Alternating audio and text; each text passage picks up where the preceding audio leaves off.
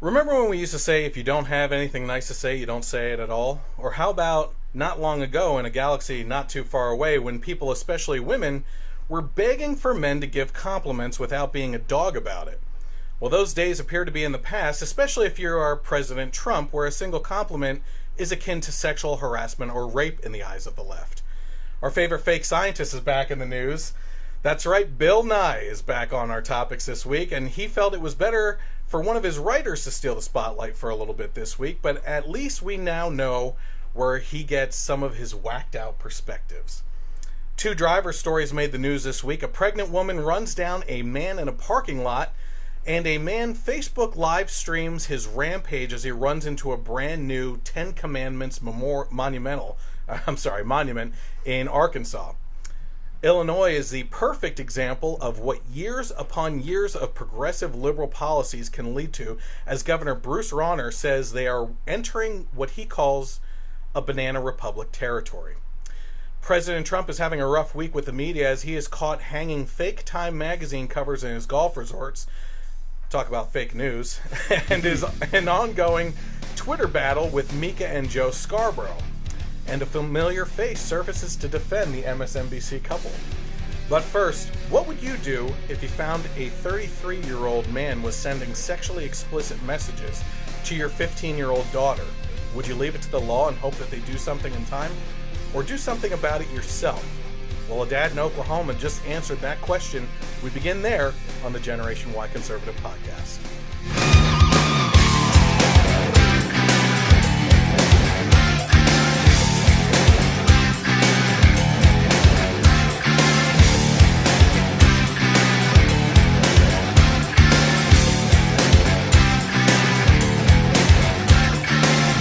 Hey everyone, welcome to the Generation Y Conservative Podcast, where the truth is more important than agenda. And we don't assume anything. I still have to add that to the taglines here. You can follow me on social media. You might be watching us right now on Facebook Live, which we stream the podcast, kind of a behind-the-scenes look every Thursday or Friday, sometimes even Saturdays now. But the way to get notified on that is to head over to the Generation Y Conservative page, hit the like button, and then go to the following button and just hover over it, drop down, and get notifications. That will actually give you the opportunity to be notified when we start a live stream, and you want to do that with almost any page that does live streaming. For instance, Milo, yeah. Dave Rubin is a big one that I follow, so I get notifications when they go live. If you're also following along, you can find the HD version of these podcasts usually a couple days later after the podcast is recorded on YouTube, and you'll just have to search for the Generation Y Conservative, and the information is right now at the bottom of your screen that you can see where to go for that. Hit subscribe, and also while you're there, hit the little bell, and again, do that with any of the YouTube creators that you follow, because that will actually get you a notification when they publish a video, or I publish a video.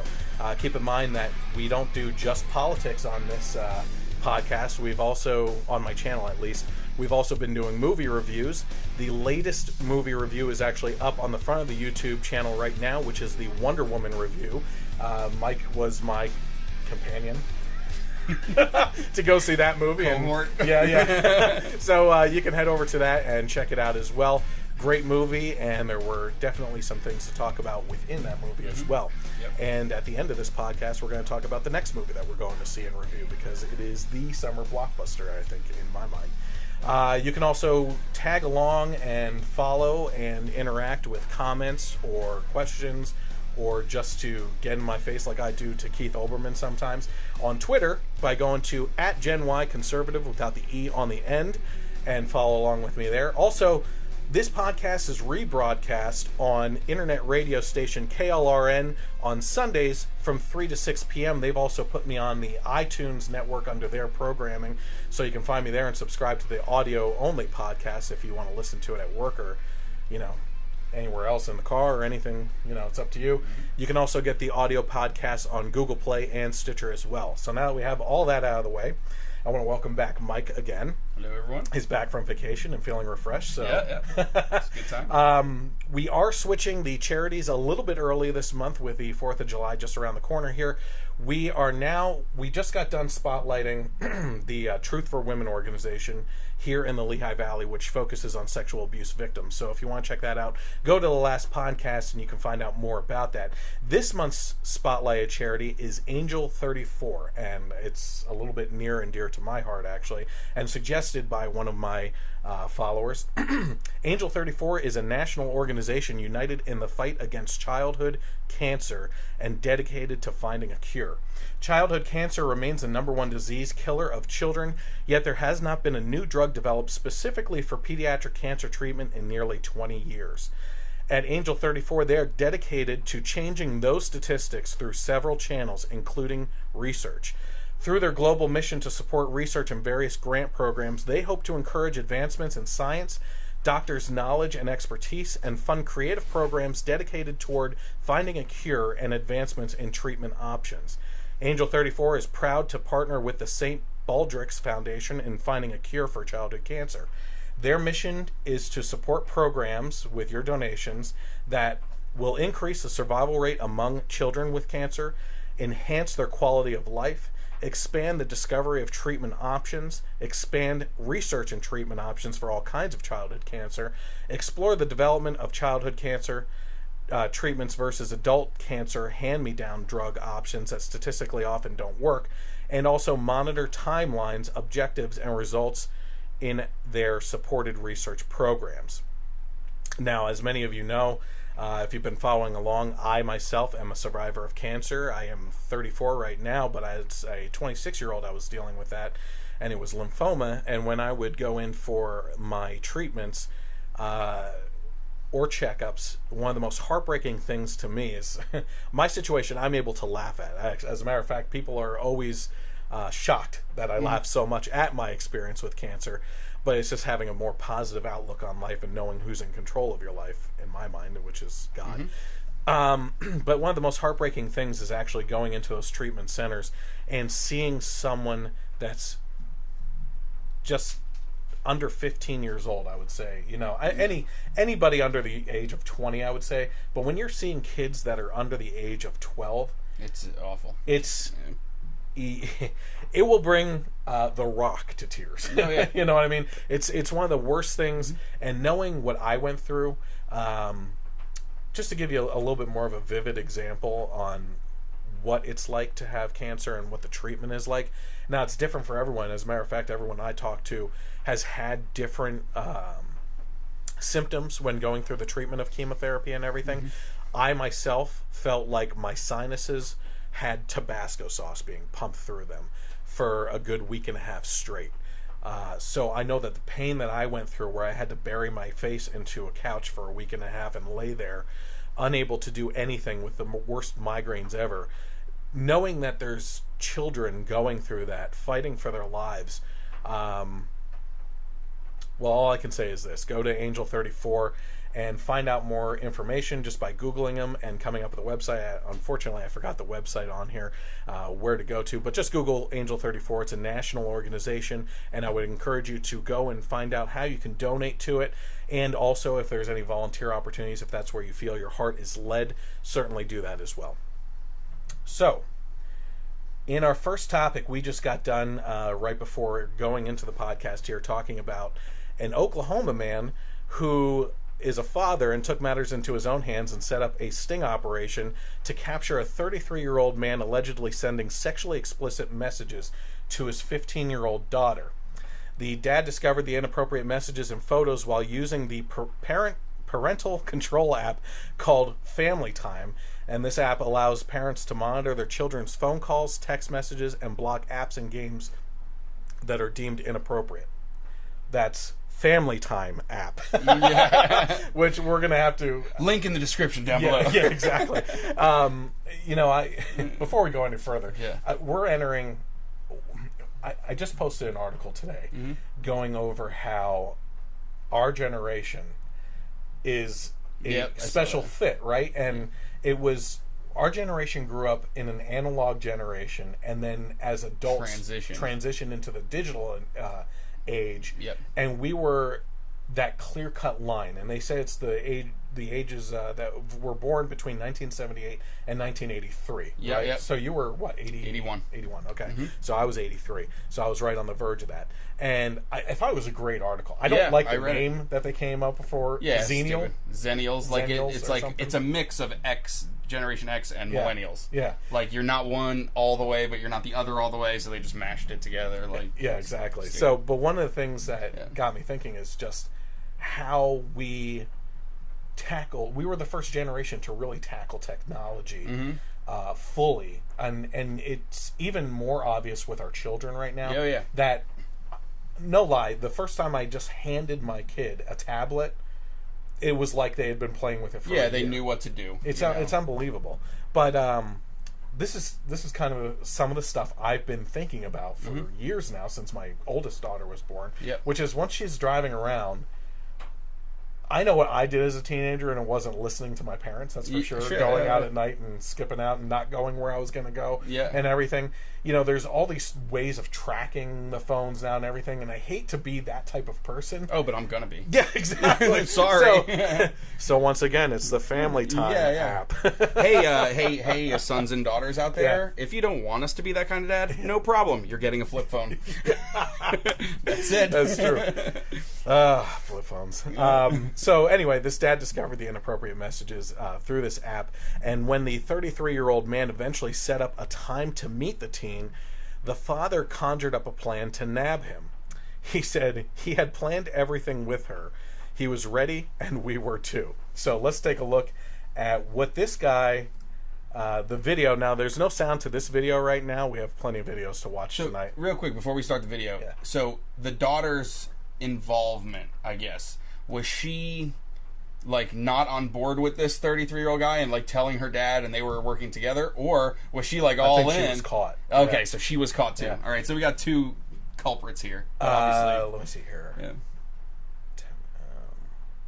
Okay, so what you're going to see, before I actually play the video, the way that this family sting operation went is the guy, the 33-year-old, came to the house expecting to have sex, which is what was set up, with this 15-year-old girl in the backyard in a tent. Okay, what happened was the mother hid in the tent. Oh. Okay, and then as he went up to the tent and started unzipping it, the father, his cousin, and brother-in-law or something like rushed out and tackled the guy, zip-tied him up, and waited for the police to come and everything. I think they approached the police officers before that anyway. Yeah. But what I was saying before is that this video doesn't have any sound to it. We have plenty of videos that we'll be showing tonight that do have sound to it, some fun ones too. Yeah. But just take a look at the sting operation going down here.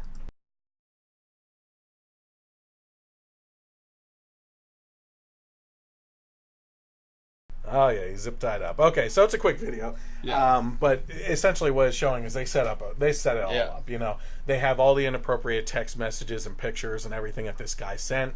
They have him entering the property, which is trespassing. It's trespassing. You have entered once he's on your property. I mean, that's it. I think that's where the police went with this, but.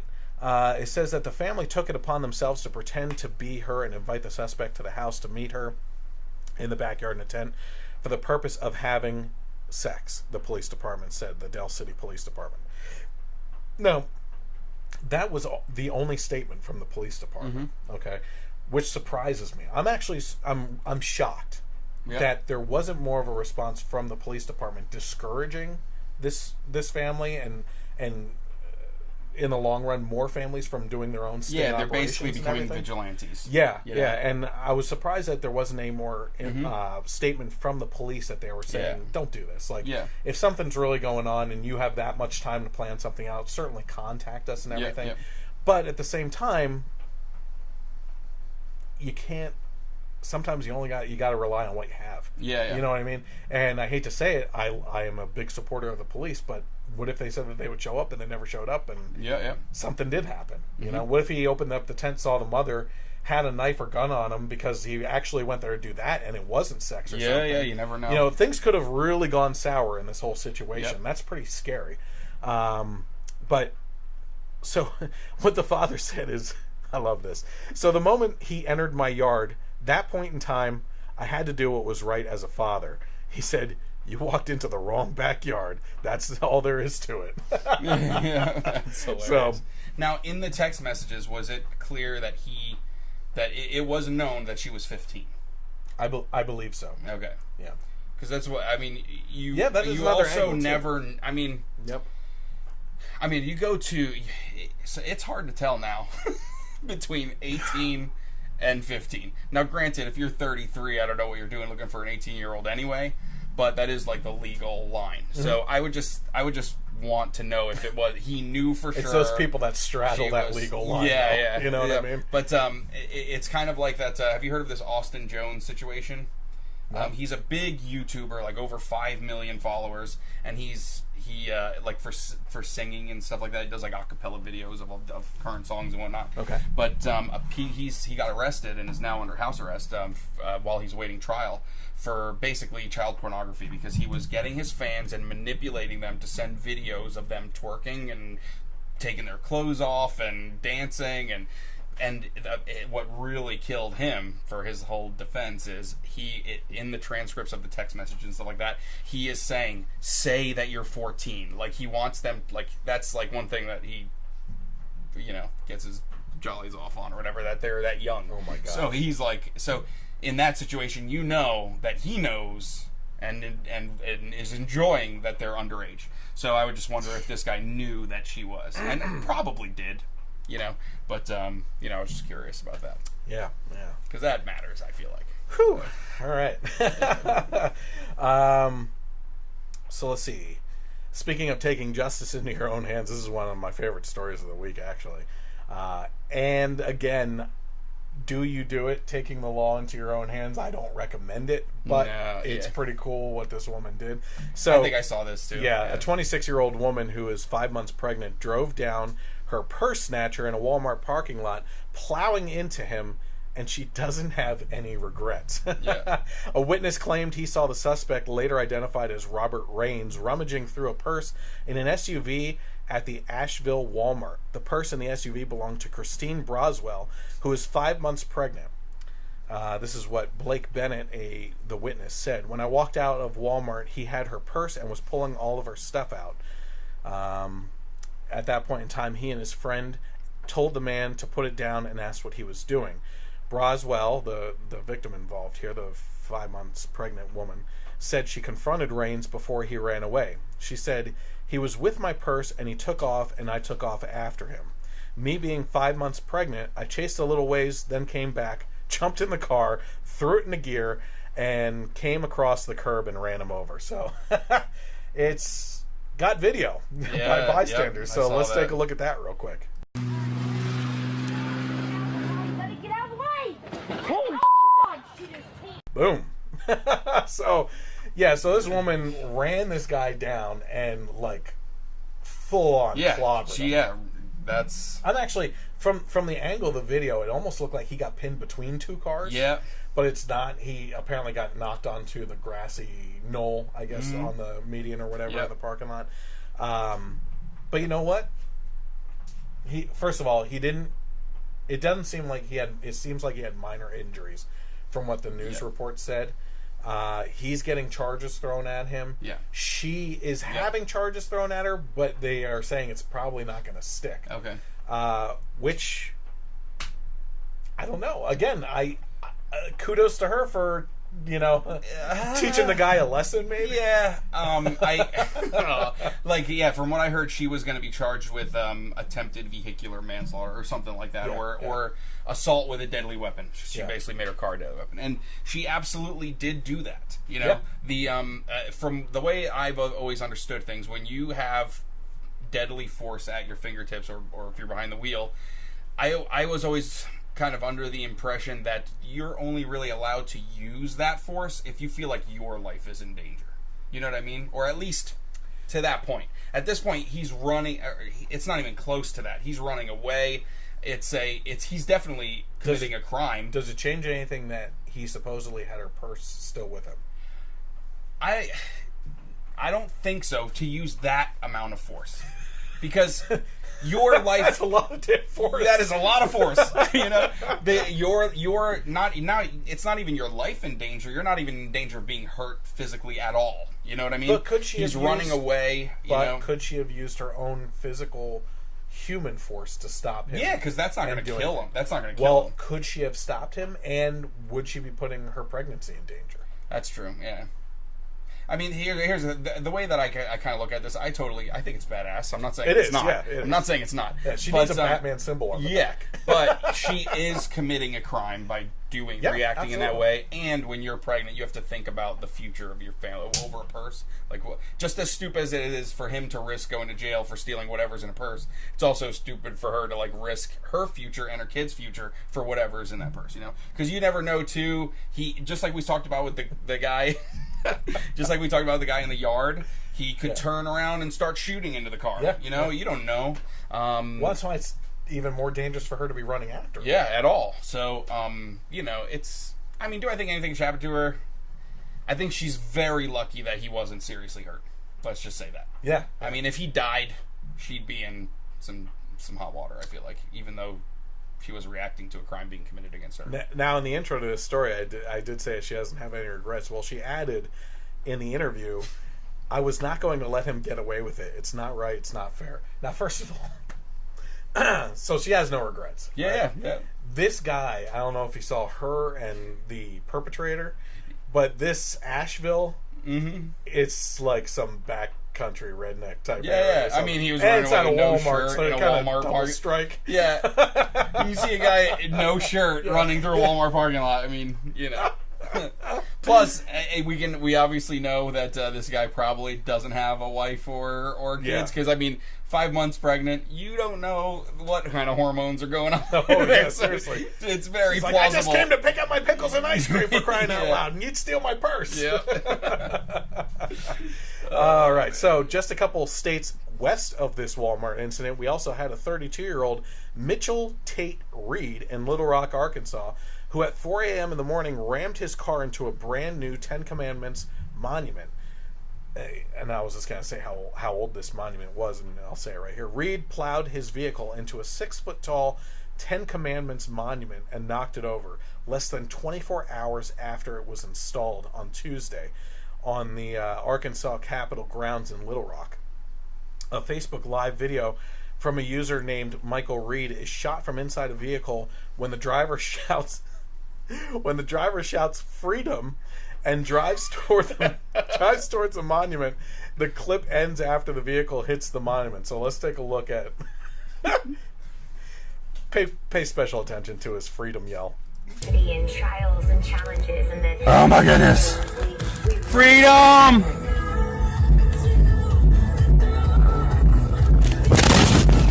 Oh, yeah.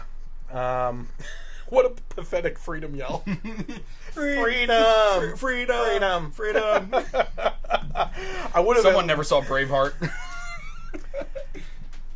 Maybe his freedom yell should have been more like this. Would you be willing to trade all the days from this day to that for one chance, just one chance, to come back here and tell our enemies that they may take our lives, but they'll never take our freedom? So Mike read my mind. I did not know he didn't had even that know queued that up. was going to be Not at all. So one of the things that this what is his name? Michael Reed or something? Michael Tate Reed, yeah. So what he said in one of his videos, I guess before or after this incident, he said, "I'm a firm believer that part of salvation is that we not only have faith in Jesus Christ, but we obey the commands of God and that we confess Jesus as Lord. But one thing I do not support is a violation of our constitutional right to have the freedom that's guaranteed to us, that guarantees us the separation of church and state," said Reed. Now, like most people, Reed has been failed by the public education system because that's what a lot of people think. They, you know, I love running into people that say, well, separation of church and state, freedom. Yeah. But the fact is, if you ever run into someone like that, the best thing to do is say, do you have a smartphone? please look for the Constitution or the Declaration of Independence. I'll give you even 2 choices there, and find separation of church and state for me, and read what it has to say. Because number one, they're not going to find it. Because it's not in there. Yep. And most people don't even know what the separation of church and state is in reflection of. So do you know? I thought I know, but now I'm not sure. Well, that's okay. That's okay. I did go to public school. Yeah. Well, here's the thing. You know, if you're not a person that cries about separation of church and state, then you shouldn't be held responsible to know what it is, right? Yeah. But the people that are saying separation of church and state should at least know the context of which it's used. So I'll give a little history lesson real quick here for you. So the separation of church and state is a cry back to when Thomas Jefferson was president, and the Danbury Baptist Church in Connecticut, the members wrote to Thomas Jefferson and were concerned that the government would be interfering with their religious practices, okay? So I don't have the letter from the Danbury Baptists to the president, but the Library of Congress does have the original copy of the Thomas Jefferson letter from himself as president back to the Danbury Baptists, which is really important because if you were to happen to look this up, I got into an argument probably about a decade ago now with a liberal who I was friends with, that I did a write-up when I had my blog, The Generation Y Conservative, writing about this, and she said, what you're saying isn't true. I found the letter online, and this is what it actually says. There are fake versions of this letter from Thomas Jefferson floating around the internet, rewritten to more closely resemble the fact that Thomas Jefferson wanted religion to stay out of politics, but that's not the case. And the best way to find out the truth, which matters more than agenda, is to actually go to the Library of Congress and even on their website and bring up this letter, okay? So I'm going to read you this letter pretty quickly here to go over this because I think it's very important for all of us to know so that you don't, even if you're a liberal, okay? Even if you're a liberal that believes that the separation of church and state really does come down to that religion should be kept out of politics, at least know where this is coming from. I believe that that's important. So I don't want people to live in ignorance. I don't want you to live in ignorance. You know, and you're a friend, you're a Republican, you're conservative, or whatever have you, whatever you want to claim. So this is Thomas Jefferson's. Give me 1 second here. Okay, this is Thomas Jefferson's response to the Danbury Baptists. Gentlemen, I have to read this in the most scholarly way possible because it's very different time, very different way of speaking and everything. It's almost an art, really. The affectionate sentiments of esteem and approbation which you are so good as to express towards me on behalf of the Danbury Baptist Association give me the highest satisfaction. My duties dictate a faithful and zealous pursuit of the interest of my constituents, and in proportion as they are persuaded of my fidelity to those duties, the discharge of them becomes more and more pleasing. Believing with you that religion is a matter which lies solely between man and his God, that he owes account to none other for his faith or his worship, that the legitimate powers of government reach actions only and not opinions, I contemplate with sovereign reverence that act of the whole American people which declare that their legislators should, quote, make no law respecting an establishment of religion or prohibiting the free exercise thereof, thus building a wall of separation between church and state. Adhering to this expression of the supreme will of the nation in behalf of the rights of conscience, I shall see with my sincere satisfaction the progress of those sentiments which tend to restore to man all his natural rights, convinced he has no natural right in opposition to his social duties. I reciprocate your kind prayers for the protection and blessing of the common Father and Creator of man, and tender you for yourselves and your religious association assurances of my high respect and esteem. Thomas Jefferson, written January 1st, 1802. So, number one... Someone clearly didn't have a hangover after New Year's. I will say that. Yeah, seriously. He was very lucid. So, a couple things to take away from this. When there's any argument made that the Founding Fathers were not religious men, the last line here is, I reciprocate your kind prayers for the protection and blessing of the common Father and Creator of man. Okay? So, that's one thing. The other thing I would say in regards to specifically that is tell anyone that says that to go down to Washington, D.C. and tour the monuments, because almost every single one has quotes etched by the Founding Fathers. In almost every single monument mentions God. Mm-hmm. Okay? They were very godly people. Mm-hmm. Number 2, what this letter is, and you can look it up and evaluate it more on your own. Now, I will tell you that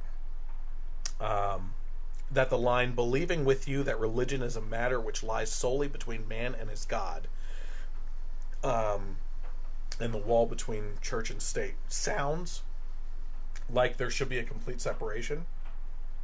What I would actually encourage you to do is take a closer look at this letter, because what he's actually saying is an assurance on behalf of his presidential office that at no point in time will the governments and actions of those in Washington, D.C. or Philadelphia possibly at this time.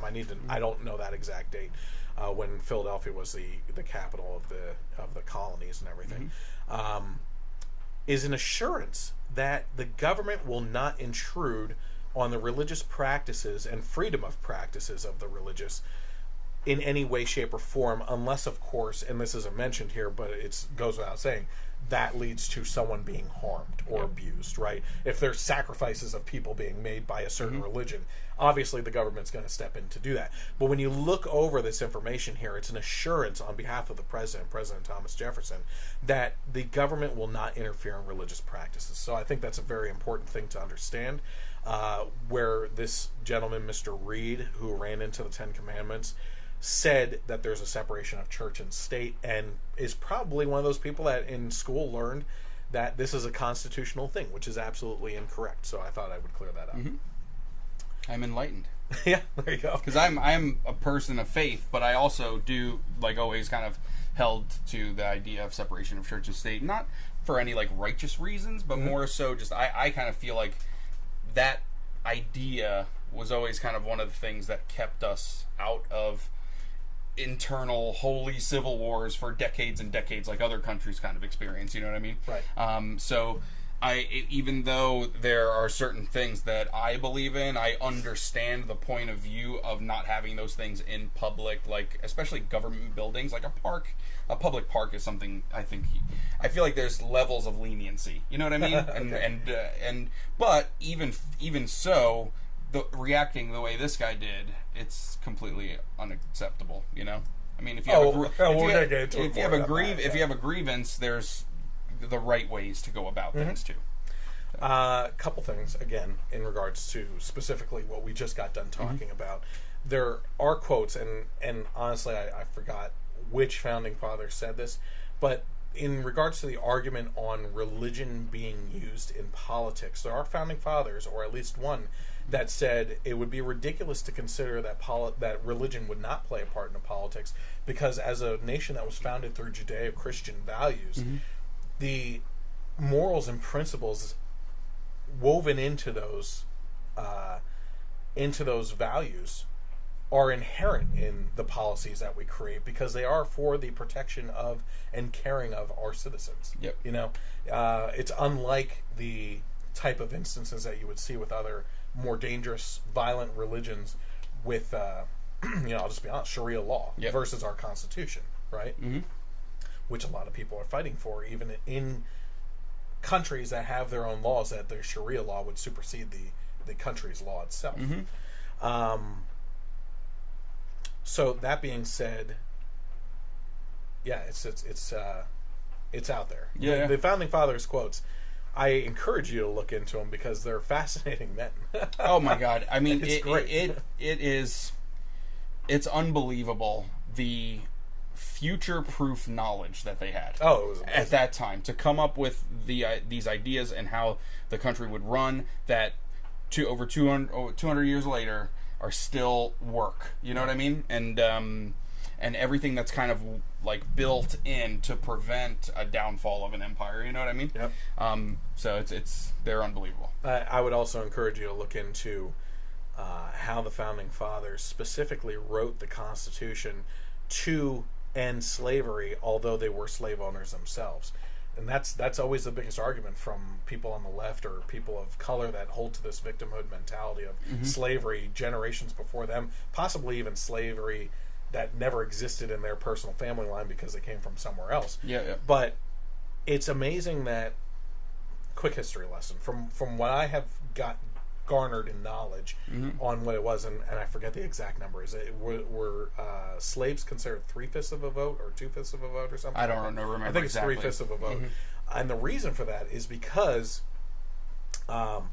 in the South, where obviously at that point in time the land was mainly used for crops and plantations and everything, there was a heavy population of slavery versus what slaves would have been owned in the North, right? So knowing this, with the future foresight that these founding fathers had, they put in about the 3/5 of a vote, that their votes, if they were to ever be able to vote, would only count as 3/5 of a vote, was actually put into place, again, from what I've learned from this, because the slave population and the slave owner population combined heavily outweighed the North, right? Yep. So if there was ever to be a vote given to the slaves and then a vote to end slavery, if they were given full weight in vote, the slave masters could have manipulated them through force and violence to vote against ending slavery against the North. By diminishing the value of that vote, it actually gave more leverage to the North, which wanted to end the slavery. Yep. It's pretty amazing stuff. So I encourage you to look into as much history as you can, because it's not being taught out there. Yeah. You know? And again, too, here's another interesting thing. I hate to get way off topic. No, it's really cool great. stuff. Yep. So a lot of people, specifically against Thomas Jefferson, talk about how he owned slaves, how, what a hypocrite he is for saying that there are very good quotes out there by him saying that he wanted to end slavery, but yet he owned slaves. And people have a huge problem with this, right? Well, from my understanding, again, through the research I've done, it seems like, number one, he paid his slaves and treated them very well, on his plantation. And he actually inherited them from his uncle, I believe. Now, the reason why he never freed his own slaves is because of situations, and I don't know if 12 Years a Slave is that type of movie. Is that one where the free man up north got captured and was actually enslaved? Yep. Okay. I'm pretty sure that's what that it is. type of situation, right? He frees his slaves from a well-intentioned situation where they're actually being taken care of, freed into a land where slavery exists and is harsher outside of his plantation, and they get recaptured by someone else and sold off into slavery under much worse conditions. Yep. And that was his fear, that the people that he had grown to care for would be savagely, harshly treated under another plantation rule. Yep. So it's interesting stuff. Yeah. Once you start looking into history, because they don't tell you these things. Any other things before we keep on going to a little bit more on that? No, it's just like you said, I could read up on the founding fathers and basically just the systems that they put in place for hours. It's crazy. Yeah. Great miniseries, John Adams miniseries. Okay, yeah, I saw part of it. I didn't finish great. it though. Yeah, you have to watch that too. All of the separation issues aside with this Reed character, what exactly does Reed take issue with on the Ten Commandments monument? Is it honoring your parents, not killing people, not committing adultery, not coveting others' belongings, or not stealing or lying? If this guy is of clear mind and a good person, which I am led to believe he is not, then like most people, I would assume that almost all good people agree with at least 60% of what the commandments stand for. Yep. Okay? It's the other 40% that lead these extremist wackos that protest it in all forms to remove it from public buildings, and that act like if they or their children walk past them and read the first 4 commandments, they will be hypnotized or magically indoctrinated into becoming a Christian. One can only hope. Yeah. Which is funny because they are usually the first ones to jump to the defense of any other religion or social issue to give it a public face and cry out for the First Amendment when people speak against it. Pro-choice clubs in public schools, Muslim foot baths in public spaces. So, again, it always seems to be. Was it you that was on the podcast that we were talking about how Christians are so easy to bash because we don't fight back? Yep. You know, it's not that we don't have anything to fight back with. It's just that unlike the religion of Sharia law, we're not going to lob your head off for criticizing. Yeah, us. right. Yeah, you know we're what I not going mean? to throw you off a building. You know, we're not going to just put you in a cage and light you on fire. So it's a backwards thinking mentality of this whole thing where, you know, you would think, oh, well, the religion that's very peaceful and has good principles behind it, at least, we would want to criticize less. But no, they want to criticize it more because there's no fighting back. Yeah. It's so backwards, you know? It's unbelievable. All right. Let's see here. Here we go. Moving away from religion and into science, the two that battle often with each other, we head back to the despicable character that is Bill Nye. Except, while we have beat him up over his Netflix show, his sex junk video, ridiculous attacks on Christianity, and his ego that honestly rivals the scientific measurements of our Milky Way galaxy, this topic is actually more in relation to one of his show's writers. Supposed comedian Marcela Arguello, is that how you say it? You're Portuguese. Arguello? Arguello? Okay. One of the entertainers hired by Bill, I Play a Scientist on TV, Nye, to help write for his Netflix program Bill Nye Saves the World, recently took to Twitter in the aftermath of the attempted assassination of GOP Congressmen the other week at the baseball practice for the yearly congressional nonpartisan charity game to throw in her 2 cents about just how worthless GOP members are and reinforce her obvious pro-choice mentality that obviously lasts well past the womb stages. Her tweet read, "If a few old-ass conservative white men have to die in order to get the gun control issue discussed, then I'm willing to take that risk." Write that one down in the history books as another example of the loving and tolerant left. Yeah. Is it any wonder that we have seen the transition of Bill Nye between his Bill Nye the Science Guy show and his new public persona that is seen in his Netflix show Bill Nye Saves the World, when he surrounds himself with people and writers like this?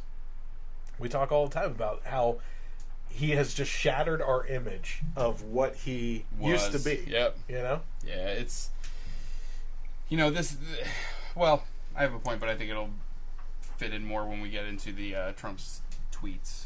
Okay, so bring Bill Nye back into it? Not Bill Nye, but when she's talking about, you know, killing... If we have to... If this will bring up the gun issue, then some old ass white guy's dying. I'm fine with that, or anything like that. Because it fits here too. So one of the things that I saw in response to Trump's tweets about the Morning Joe people was some guy was saying that you know, it's talk like this, it's rhetoric like this that will garner a response where something serious happens, and then Trump is one who's to blame because he's the one egging on his base. I mean, is the irony not like just unbelievable? I mean, her acting like this, and it's not just that, it's the constant barrage of hate thrown at the president over the past few months. Egged someone on to go and shoot at congressmen while they were practicing for a charity baseball game. And they can't see this. They can't put two and two together that they are guilty of what they're saying that Trump would be guilty of. Yeah, you know what I mean? Were you on the last podcast where I talked about the Shakespeare play? Was that you? Or yeah. Okay, so I went through the Shakespeare play and I did include the video on the final podcast of Obama being part of that play too. Mm-hmm. There's pictures, not video. Yep. But being Caesar and being assassinated. Mm-hmm. You have Madonna saying she fantasizes about blowing up the White House. You have Kathy Griffin holding his head up. You have just politicians left and right. You have Hollywood stars talking about how he needs to be... Johnny Depp just said that we need another John Wilkes Booth. How long's it been since an actor's assassinated the president? Yeah. Like, come on. I would do it, but I would need some rum. Yeah. But it's an endless stream barrage of just angry, bitter, hateful rhetoric from the left over the last year specifically.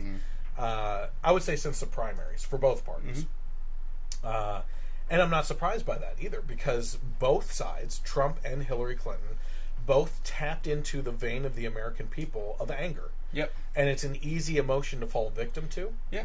It's you know, happiness, laughing is contagious, but it's fleeting, right? You know, you have to really work hard to be happy, which is sad. Yeah. But it's really easy to become angry and bitter about things.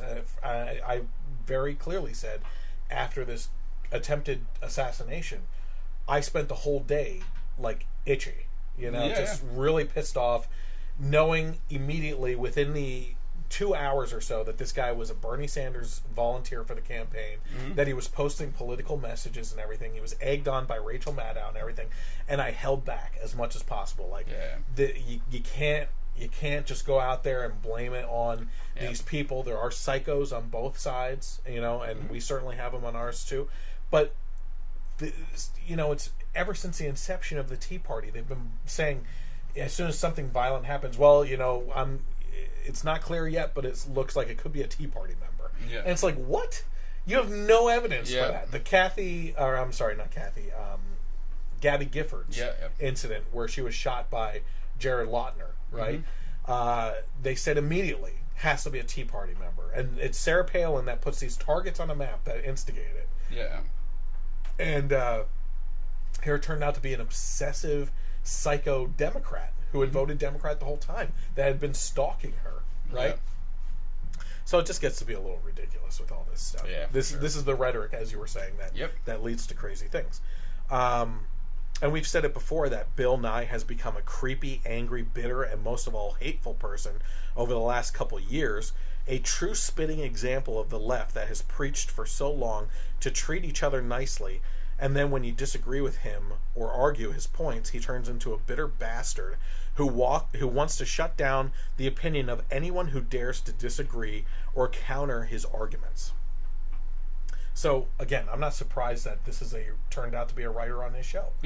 Because you know, chicken before the egg, you know, which came first? I think was Bill Nye a bitter person that believed in the type of things that she's saying, that he sought someone like that out, or has he been influenced by the writing of the show to get into a certain mindset of that he's been following through It's probably a mix. It's probably a mix of both. He probably kind of feels that way, and now he's just getting more thrown at him. And it's not surprising, you know. I mean, he's not qualified to be a scientist. Why would he be qualified to be a writer and producer of a television show? So there's got to be other people feeding this, you know, as far as writing the scripts and things like that. So okay. Oh, good. Good. I love this. Okay. So here is something to get off a little bit off topic and get a good laugh in today. Something that was just released this week, I believe, and it'll put a smile on your face. So let's take a look at a video. Oh no, where is it? Oh, here we go. All right, so let's take a look at this video that was released this week that's a little humorous for you conservatives out there. These cuts are blood money. People will die. Let's be very clear. Senate Republicans are paying for tax cuts for the wealthy with American lives. People need kidneys, it's sad but decreed, yet the senator's hoarding one more than she needs. I offer this bill and I hope you'll vote aye, unless of course you just want people to die. Traffic deaths have many crying with fear. Over 30,000 people are dying each year. This modest change I propose must be applied, unless of course you just want people to die. Alcohol deaths are exceeding comparisons. Black people, white people, Native Americans. We need to ban alcohol, it can't be denied, unless of course you just want people to die. Murders are bad, they have no defenders, yet many are committed by repeat offenders. I say lifetime in prison, whatever the crime, unless of course you just want people to die. I don't have a bill or a groan to detail, I just need a short clip for my donor email. Tim, there's blood on your hands, you want people to die. That good? Cool. Tim, dinner at 5? Yeah, the car deaths I mentioned are terrible stuff. Doesn't seem one seatbelt is ever enough. You must vote for my act so that fewer will cry, unless of course you just want people to die. The carbs, the container, we cannot ignore. Whipped cream's killing more people than ever before. This bill would be passed and be ratified if those people there didn't want people to die. Why not weigh all the costs, the effects, the results, empathize with each other as if we were adults, use our brains to craft arguments, not vilify, see that freedom's a trade-off. You want people to die! I tried. Crossing the street is incredibly tough. People look left and right, but rarely look up. My bill would mandate that. So that's a fun little video that they put together. But is it far-fetched and out of the realm of possibility that someone besides Senator Elizabeth Pocahontas Warren would say something like this and try to push this alarmist agenda that Republicans just want you to die? Is it out of the realm of possibility that there are other people out there that would want to do that? Well, I would actually point you to a little bit further in the past with Representative Alan Grayson, who this video seems to be the biggest parody of. So let's take a look at that real quick. Gentleman is recognized for 5 minutes. Thank you, Madam Chairman. You may recall that a few weeks ago, President Obama came to this chamber and he addressed the chamber on health care before a joint session of the House and the Senate.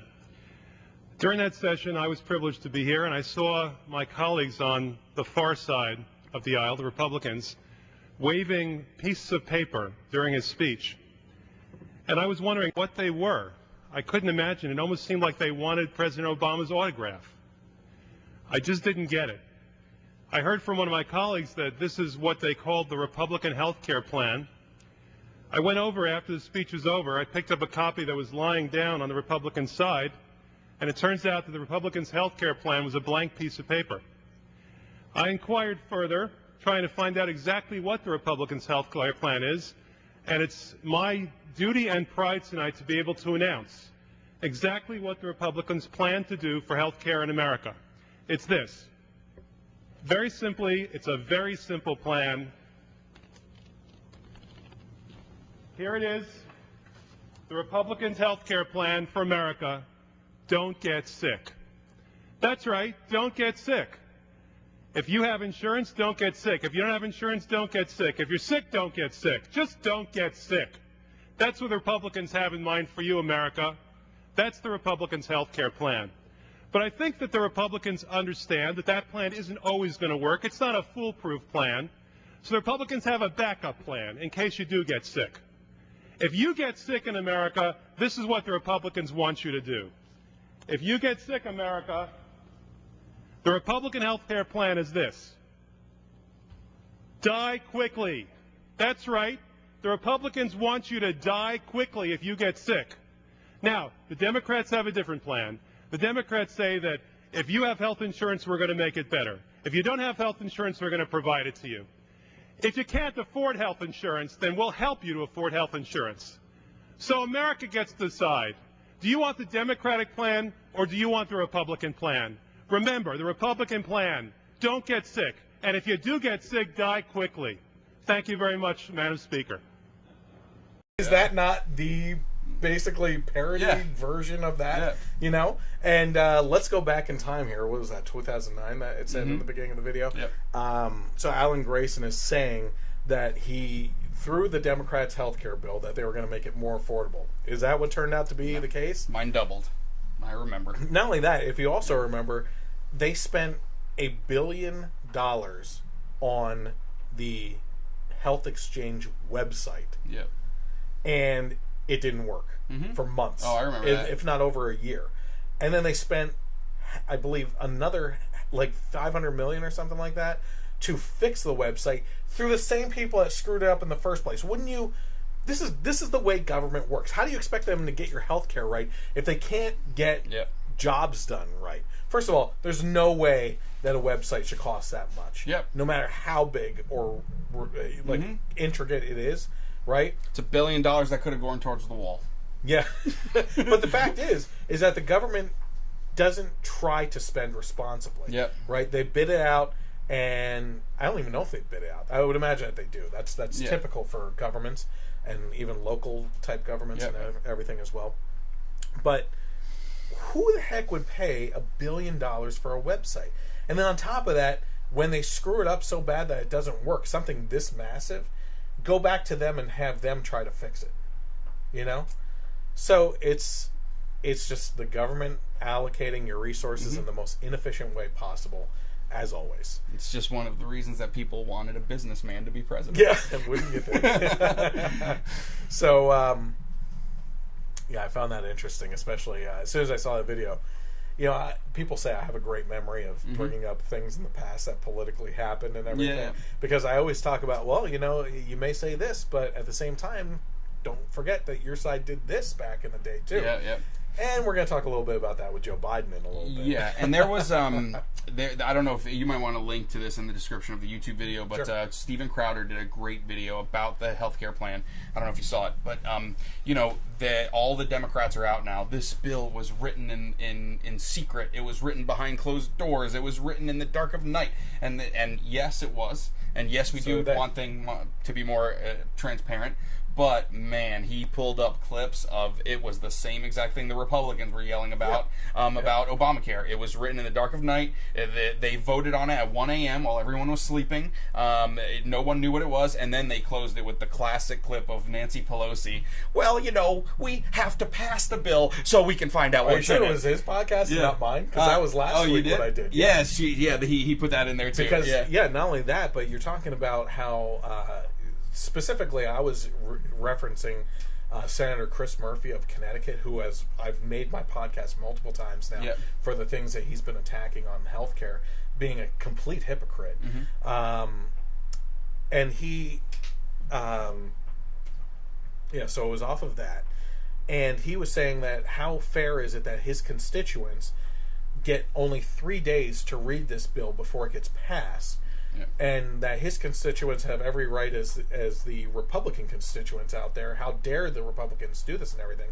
Well, the main portion of Obamacare was about 2,500 pages long in regards to the healthcare bill itself, not including the regulations and other things that went into it. The regulations bumped that up to 20,000 pages in this bill.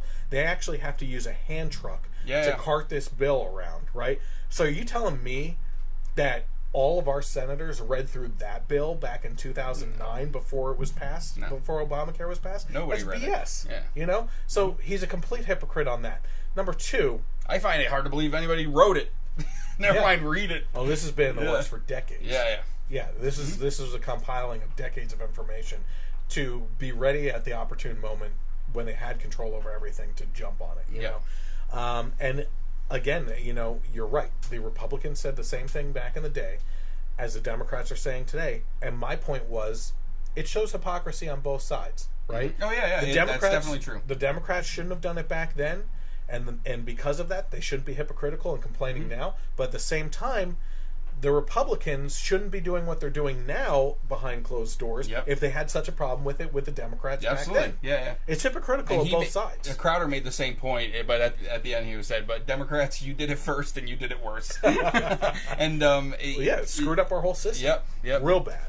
And so another interesting statistic that's been coming out and that the Democrats have been using a lot in regards to this healthcare bill is that by the year 2025 or something like that, if this was passed, 23 million people would lose their health insurance. But they don't take into account that the majority, and I'm guessing well over 80% in this case, of the people that would lose their health insurance don't want the health insurance in the first place.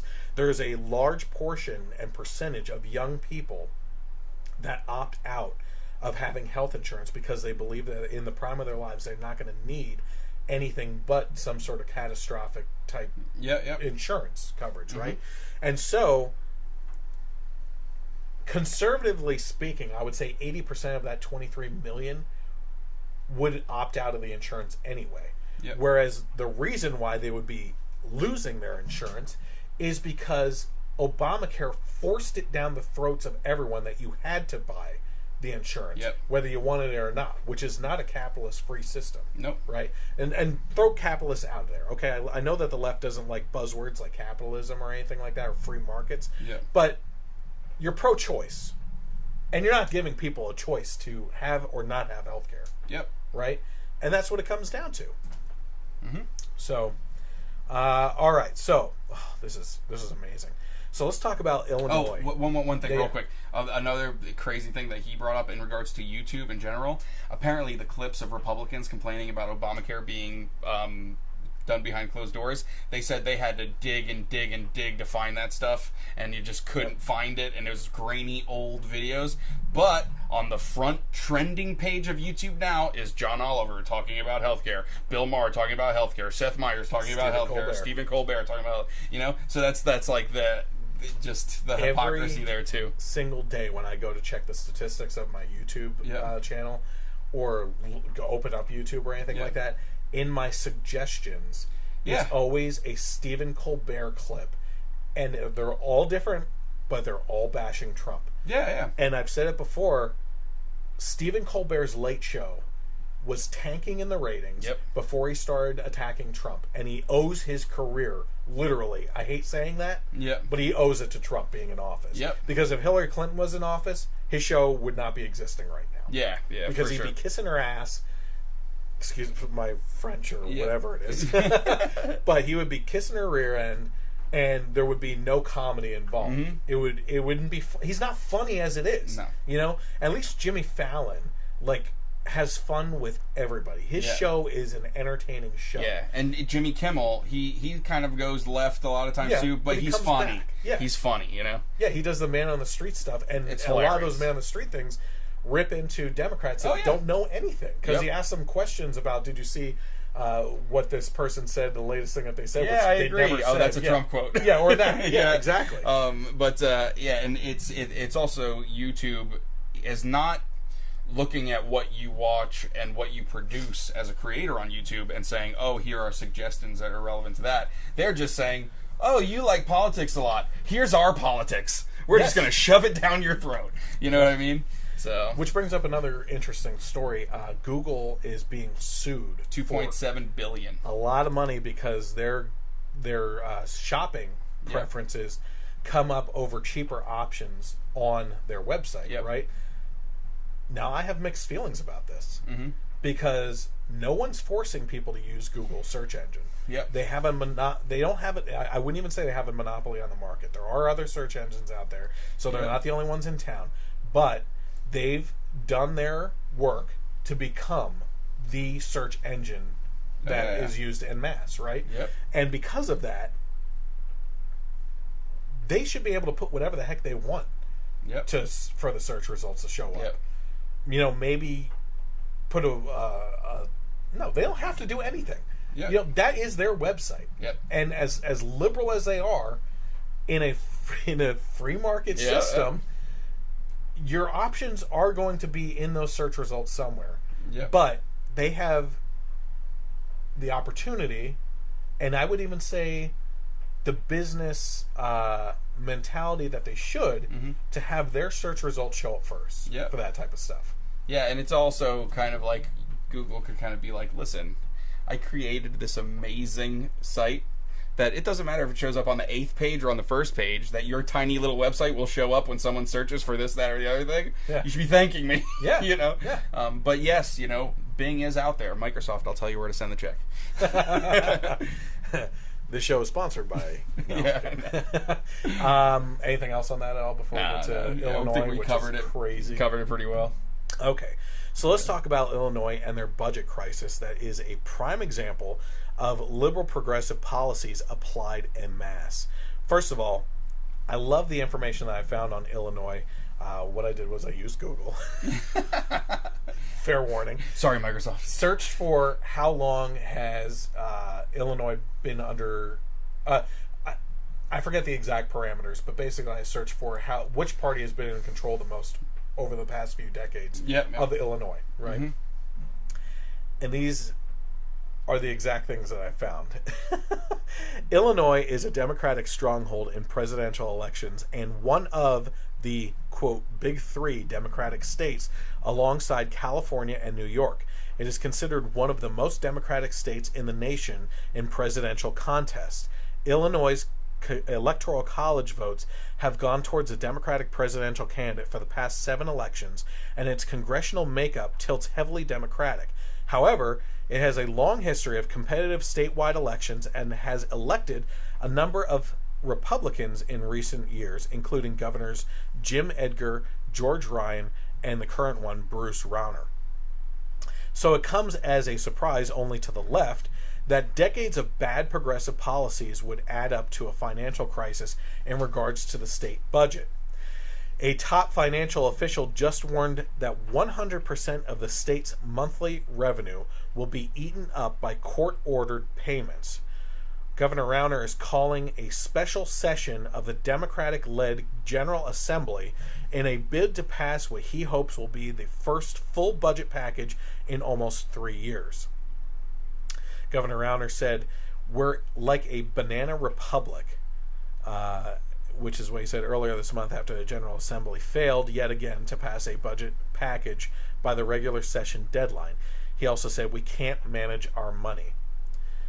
But the problems are years in the making and caused in large part by the state's poorly funded pension system, which led Moody's Investors Services to downgrade the credit rating to the lowest of any state. The state currently has $130 billion in unfunded pension obligations alone, and a backlog of unpaid bills worth $13 billion. Reports have suggested that the state could be the first to attempt to declare Chapter 9 bankruptcy.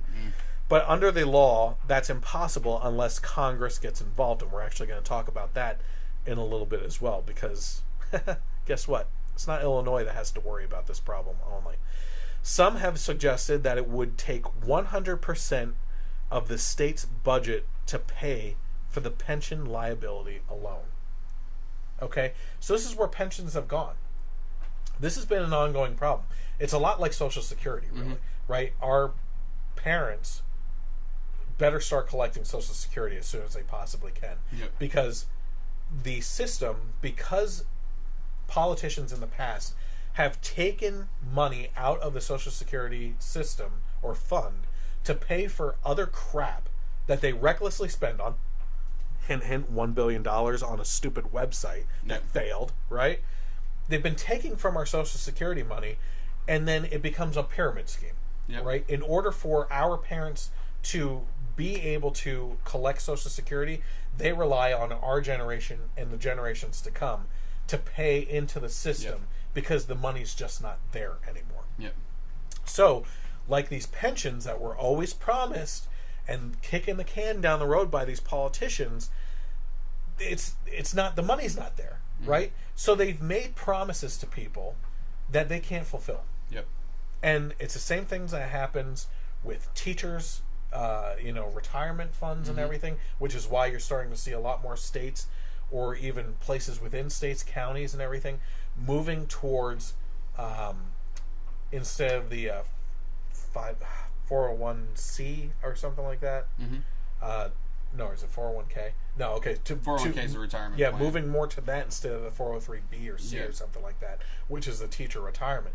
Because you're better off putting that money into a system that could possibly fluctuate back and forth depending on the stock market and everything, than rely on a fund that isn't there. You know what I mean? So here's a problem with this, though. I want it to be known that this is an Illinois issue, but that doesn't make it an American issue.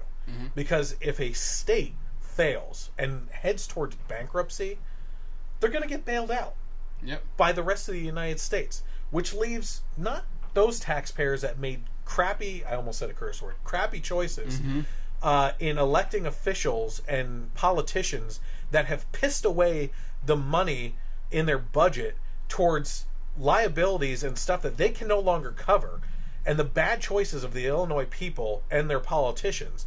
It's going to fall squarely on the shoulders of the rest of us as taxpayers to bail them out. And what happens when you bail out someone, right?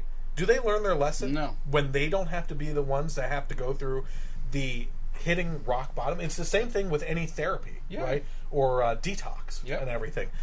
If someone is heading towards rock bottom, but they don't hit rock bottom, and you detox that person from alcohol or whatever have you, before they hit rock bottom and realize through the shakes and everything that they have to go through how bad they really have it, the likelihood is they're going to head back into that habit again. Yep. It's the same thing with politics and being bailed out of things. I would even say the same thing about the car industry. Oh, yeah. This is the whole, giving someone a fish as opposed to teaching them how to fish argument. You know what I mean? Yep. So. But Illinois, in my mind, which it won't happen, should be required to hit rock bottom and bail themselves out. Mm-hmm. Get out the buckets and start scooping out the water. You know what I mean? And taking care of this themselves before anything happens in regards to the rest of the taxpayers. Because if they don't learn the hard way, then not only does Illinois not learn that they shouldn't be doing this crap and continuing to elect politicians that lead them down this road, but it also sets a precedent for other states, like California, which is having a horrible budget crisis of their own, like New York, that's always teetering on the edge of a budget crisis. Big surprise, the top 3 Democrat states, right? But that's why Republicans, that's why our side is always shown as a side that doesn't care, because we require people to learn things the hard way so that you don't repeat your mistakes. And that's not the liberal way. The liberal way is, well, the government should be taking care of us in every aspect of our lives. So if it was up to the progressive left, we would all be working for free and just have everything paid for. And I don't want to live in that world, because I'll tell you what, I want to enjoy what I want to enjoy and not enjoy what's rationed out to you. Here's looking at you, Goody. What Supreme Leader Big Bird? I was thinking about it too. Says I have to enjoy. You know what I mean? So, anything else on that before we switch topics? It's conservatives do care. We care about people's ability to take care of themselves. Imagine if everyone just took care of themselves, then no one would have to, be in these situations to begin with. And it's pretty sad that if that were to happen, like you said, that it would be red states bailing out Illinois. You know what I mean? I feel bad for Republican voters in Illinois, because they're living it constantly. And apparently, from the research I found in regards to the leadership over the past couple decades, we're talking 7 presidential elections. It's been under Democratic control. So that's decades, man. Yeah, for sure. But they said that despite it always leaning Democrat, there's a lot of heated, contentious elections within Illinois for representatives and everything, that there is battles. It's not just pull the lever. Because this is also the thing, too. When you have states that have big, highly populated cities, you have a lot of people in those states that do have a different set of values that don't live in those cities, that are basically just being left behind. It happens all the time with Pennsylvania. It was a miracle that Pennsylvania this year, I think it's the first time since I've been voting that it went red, because it's, everything's controlled by Pittsburgh and Philly, and everyone in between is just kind of like, is that what you're saying? Like, it's the Electoral College that kind of saves us from that kind of stuff? And if we were up to popular vote, New York, San Francisco, LA, and Miami would determine the election every single year. And Illinois, Chicago. Because you got people, just in these high-rises just living on top of each other, so it's so densely populated, and they all have this same, set of values, I guess, whatever you want to call rules. Beliefs, rules, and that would just dictate everything, So... Right. Plus, who's having 7-8 kids too? Then you have these cities that are just Well, I wouldn't put that so much on liberals. I would say it's more religious right that are like, kids are God's gift, which they are, but I stopped at 3 because I stopped at 2. Factory's closed. We have enough to cover our chores in the house. Yeah, right. So, before we go too deeply into the controversies this week surrounding President Trump, which if you are watching right now or just tuning in, Guess what? I'm not going to side with Trump too much on this week's controversies in all cases, so you'll be happy to see that. Yeah. You know, we'll leave it at that. I'm accused of... I can't win. I can't win with my liberal friends, and I can't win with my conservative friends because my liberal friends are like, "Oh, you just toe the party line," and my conservative friends are like, "You shouldn't bash Trump. He's doing the best he can. He's the next Reagan." I'm like, dude, come on. Like, I don't have an agenda. Okay, the truth is the truth, and I have always said if we don't hold our own parties more accountable than the opposing party, then we fall victim to the next election looking like hypocrites when we criticize them for something that our own president did in his time. You know what I mean? So, I've mentioned to you before, I'm partially Italian at least. I like to consider fully Italian, but it's not provable. But you're not Catholic, so you're not fully Italian. Let's keep it straight. But I always find it funny when you look at the old school Italian cooks and stuff like that. You know the old way of finding out if your pasta's cooked, right? Yeah. You throw it against the wall and see if it sticks, right? Well, I'm seeing that a lot with the media right now, right?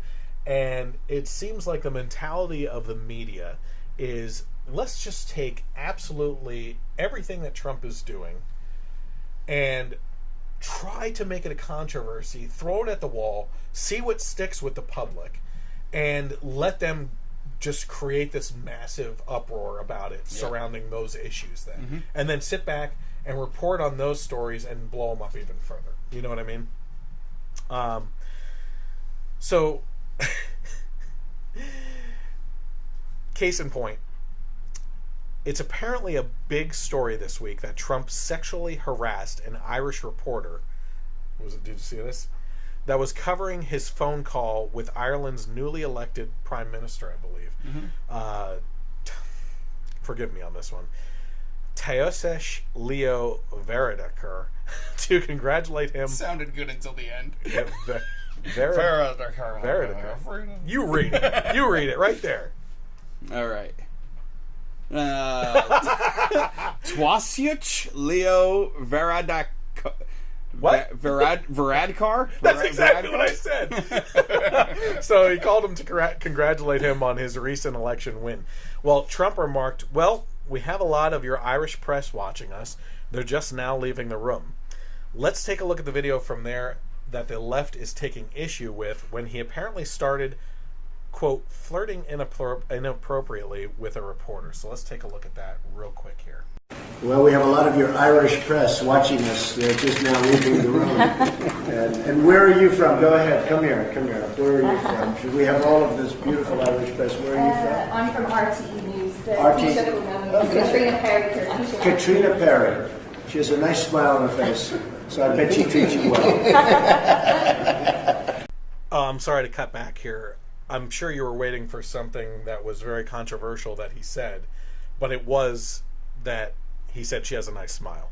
Yeah. So it would kind of be borderline creepy if he said she has a nice smile and a face. Yeah. But no, he said she has a nice smile on her face. Yeah. She must treat you well, which is in direct response to he calls out the media for not treating him well in our country. Yeah. Right? So if we're going to focus on the nice smile portion, like I hate to be vulgar with things, and I'm going to try to do a roundabout way of how this would be vulgar. Just jump in. But if he had said she has a nice smile, I can imagine what she uses it for. Yeah. Something like that. Yeah, yeah. You know, that's completely different. He paid her a freaking compliment. Yeah. It's not like he went, yeah. She has a nice smile on her face. Oh, my word. But, so now if you say that someone has a nice smile, it's dang near close to being raped, according to the left. Which should be an outrage to women that have actually been sexually abused or harassed, that we have gotten to the point where making a mountain out of a molehill has caused this. What's going to happen is sexual allegations of misconduct and abuse and rape and stuff like that are going to be basically diminished in value as an accusation by crying wolf all the time. Yep. You know, by making everything out to be akin to the equality of that type of level of abuse. Yep. You are diminishing the actual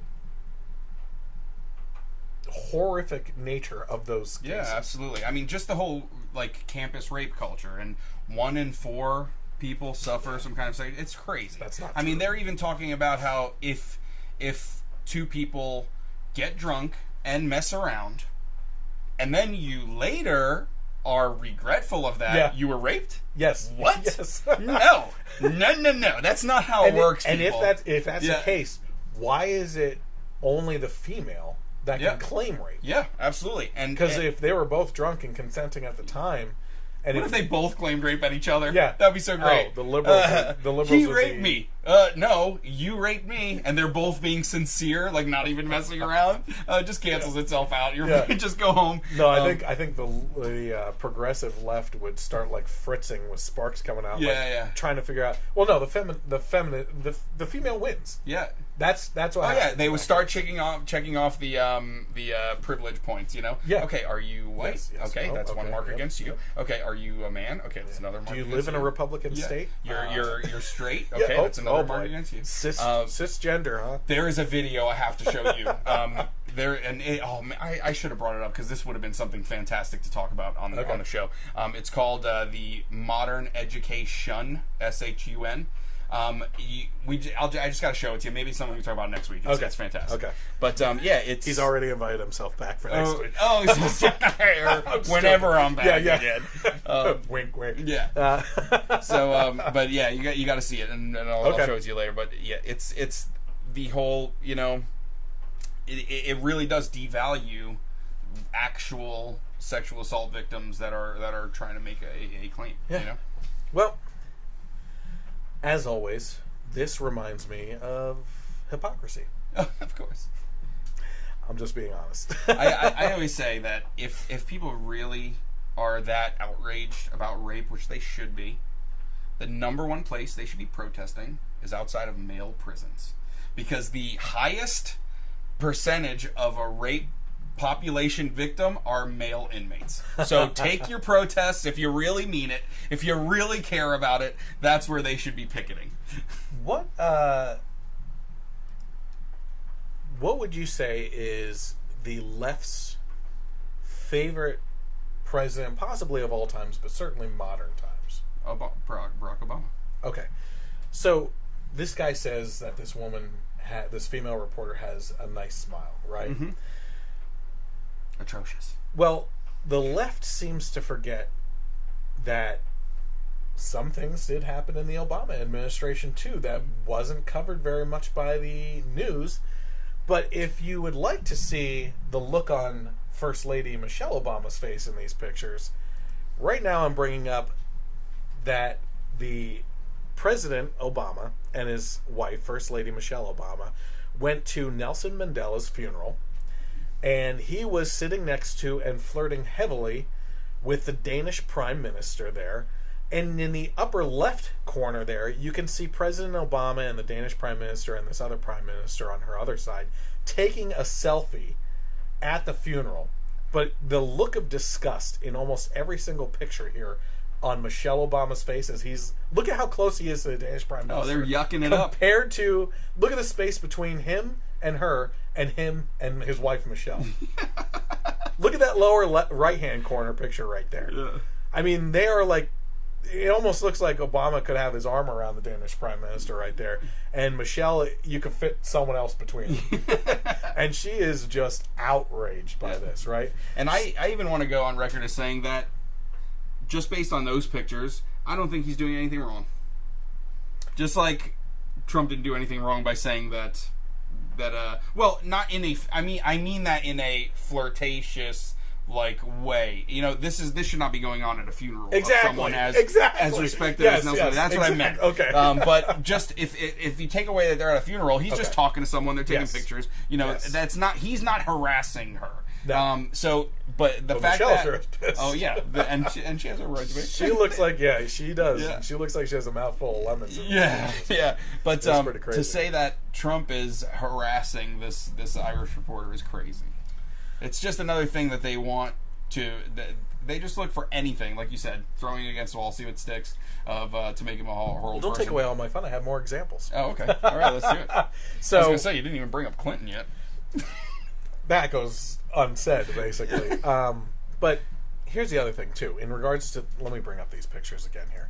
In regards specifically to these pictures right here, and you talked about funeral etiquette, basically. Yeah, sure. Right? Flirting is one thing. Okay? If you watched Wedding Crashers, it's actually one of the best ways to pick up a chick. Yeah, funeral crashers. Funeral. Yeah, I'll throw in a wedding every now and then. But funerals are insane. The chicks are so horny, it's not even fair. It's like fishing with dynamite. Horny? Yeah, crazy horny. At a funeral? Grief is nature's most powerful aphrodisiac. But that being said, if you... There was recent reports and news stories by, I forget who it was. It was over the last couple months that there's a disturbing new trend of people taking selfies at funerals. Right? It's weird, man.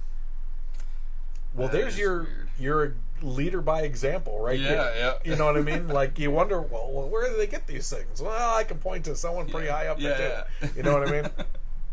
If they can do it at Nelson Mandela's funeral, I mean, I'm sure Uncle John won't mind too much. I mean,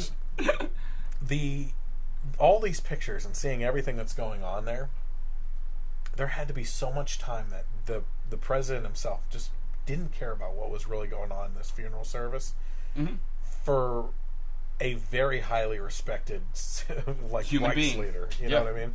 So I just find that pretty interesting. Okay, so let's see here. You know, I just recently read the story about the fad on selfies and everything. But where was the press? Now, we're not talking about sexist things here, but where was the press for all the stupid racial stuff that Joe Biden said? If you haven't seen this, you're gonna love it. All right. Here we go. Oh, God. In Delaware, the largest growth in population is Indian Americans moving from India. You cannot go to a 7-Eleven or a Dunkin' Donuts unless you have a slight Indian accent. I'm not joking. Oh, gigantic. Okay? All right. Oh, my God. I remember things like these. Yeah. You cannot go to a 7-Eleven or Dunkin' Donuts unless you have a slight Indian accent. You know what I would love? I would love just those quotes, right? No video, just those quotes given to the ladies of The View and tell them that Trump said it last week. Yes. Oh, my God. They would lose it. Lose it. And then tell them, no, wait, actually, Joe Biden said it. Here's the clip. That would be amazing. I would love to be in, I want to get big enough that I'm invited onto The View as a guest. Jebediah Bell. Just... sit me right next to you. And Whoopi Goldberg. I want to sit between you and Whoopi Goldberg. I love Whoopi. I hate her policies. I hate the way that her mentality, this victimhood mentality and everything. But I love Whoopi. And I got to give credit where credit's due. As stupid as it is, as some of the stuff that comes out of her mouth, she is an example, a symbol of females that have made it. Yep. Right? Not only females that have made it, but a black female that made it in a comedy scene that was dominated by men as a minority female. Yep. Like, she was, back in her days, it was her and Robin Williams and a couple other ones that lit up stages. Yep. I have a high amount of respect for her career, right? Yeah. Not for what she says now on the film. For her political viewpoints. Yeah. You gotta find a way to separate like the person between what they think. The one that I really can't stand is Joy Behar. She's the one that just horrible. I just can't even deal. I can't even deal with her. So I was YouTube searching for other creepy things that Joe Biden has said in regards to being sexually towards women and everything. And because there's a couple. There was just one recently that happened where this black woman came up to him and he's like up on her. He starts kissing her on this is what he's doing. He's like going off on her face. I'm like, this is, I mean, Trump in comparison. This guy is super creepy. Right? Yeah. I came across one other video. Okay. And the video itself is about 6 minutes long of short clips like this of one meeting as people were coming up to take pictures with him. And I cut this 6 minute clip down to about a minute. Okay.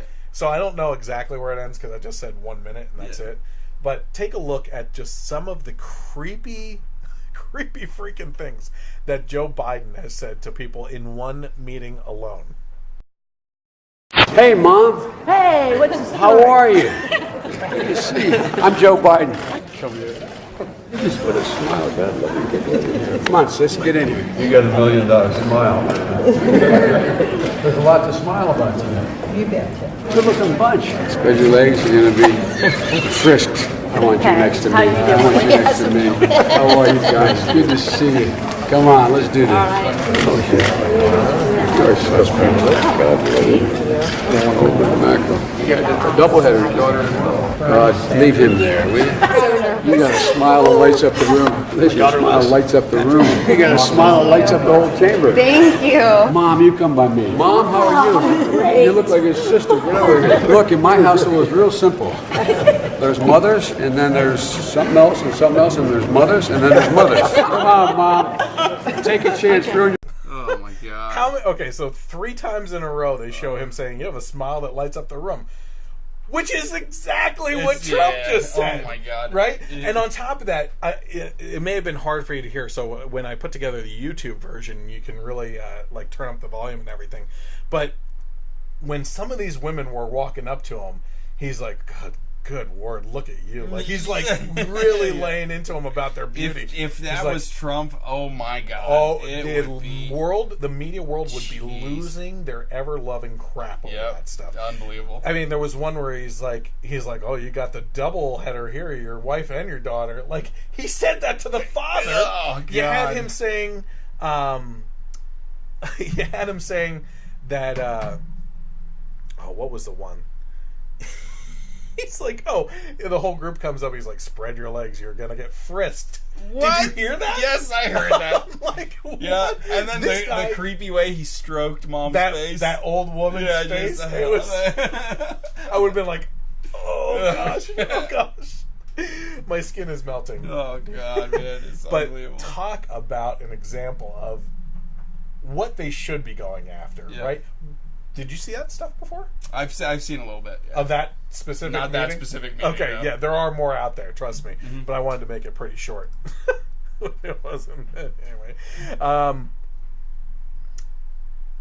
Okay, so... Well, there you go. Here is exactly where I said. I said, do I even need to mention the multiple rape allegations on Bill Clinton and the fact that Hillary Clinton, the most recent Democratic presidential nominee for the Democratic Party, used the FBI to dig up dirt on those rape victims to silence them into shutting up on it. I mean, that to me is just as bad, if not worse, as far as how to treat women. Yeah, you know what I mean. Yeah.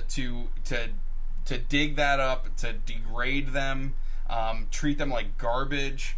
All to defend what I believe is a loveless marriage, strictly for political power, arrangement.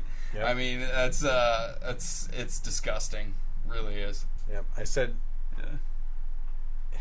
listen, the whole grab her by the comment by Trump that surfaced, the video that surfaced, is disgusting.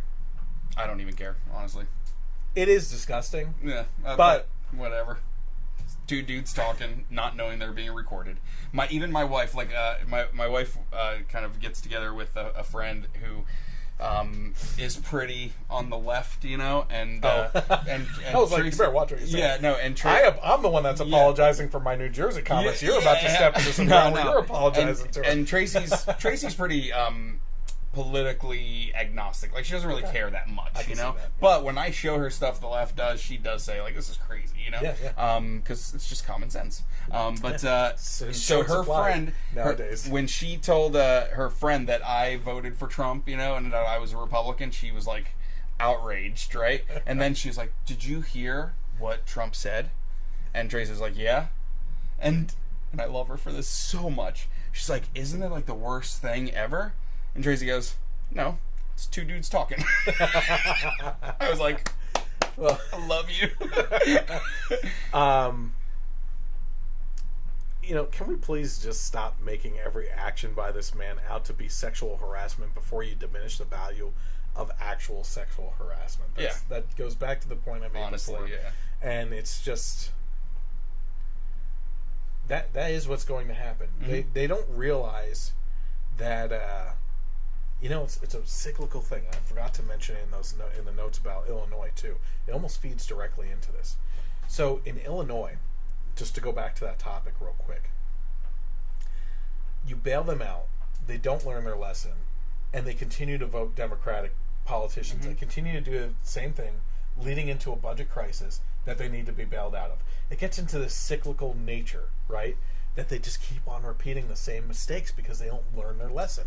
Well, what's going to happen with this?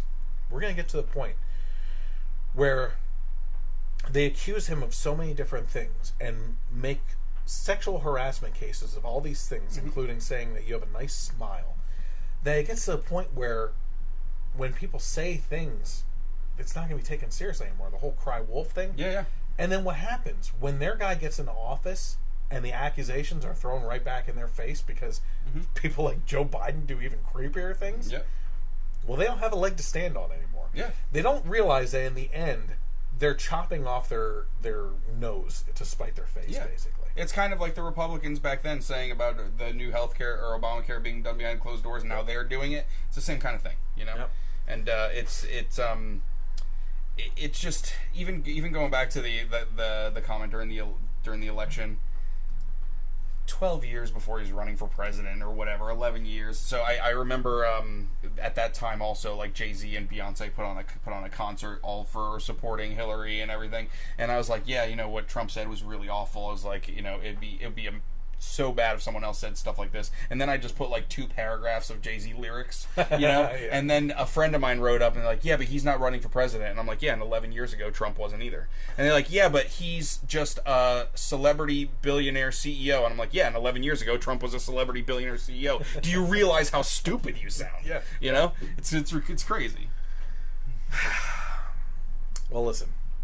This feeds into our main topic tonight, still being Trump as the main topic. But before we go on, I just want to remind everyone of the social media that you can follow along on. And so, if you're watching right now, you might be watching on Facebook Live. You can always catch a live streams by following along and getting notifications when we go live. Just search for the at the bottom of the video. There's the 3 main information that you need. With Facebook being the Generation Y Conservative, search for that. You can also find me on YouTube under the Generation Y Conservative, which is a great channel because there's more than just politics on there. It's a lot of fun stuff. And as you can see, the political end of the podcast have been going more and more in a funny direction by my own writing. It's on purpose because we have more fun with that, and it helps people laugh at the horrible things going on in our lives. You can also follow me and interact with me on Twitter by following along with @GenYConservative without the E on the end. And you can also find me in the podcast and audio-only versions on iTunes, Stitcher, and Google Play. iTunes specifically thanks to internet radio station KLRN, which you can hear me on from 3 p.m. to 6 p.m. on Sundays, which is this podcast re-aired.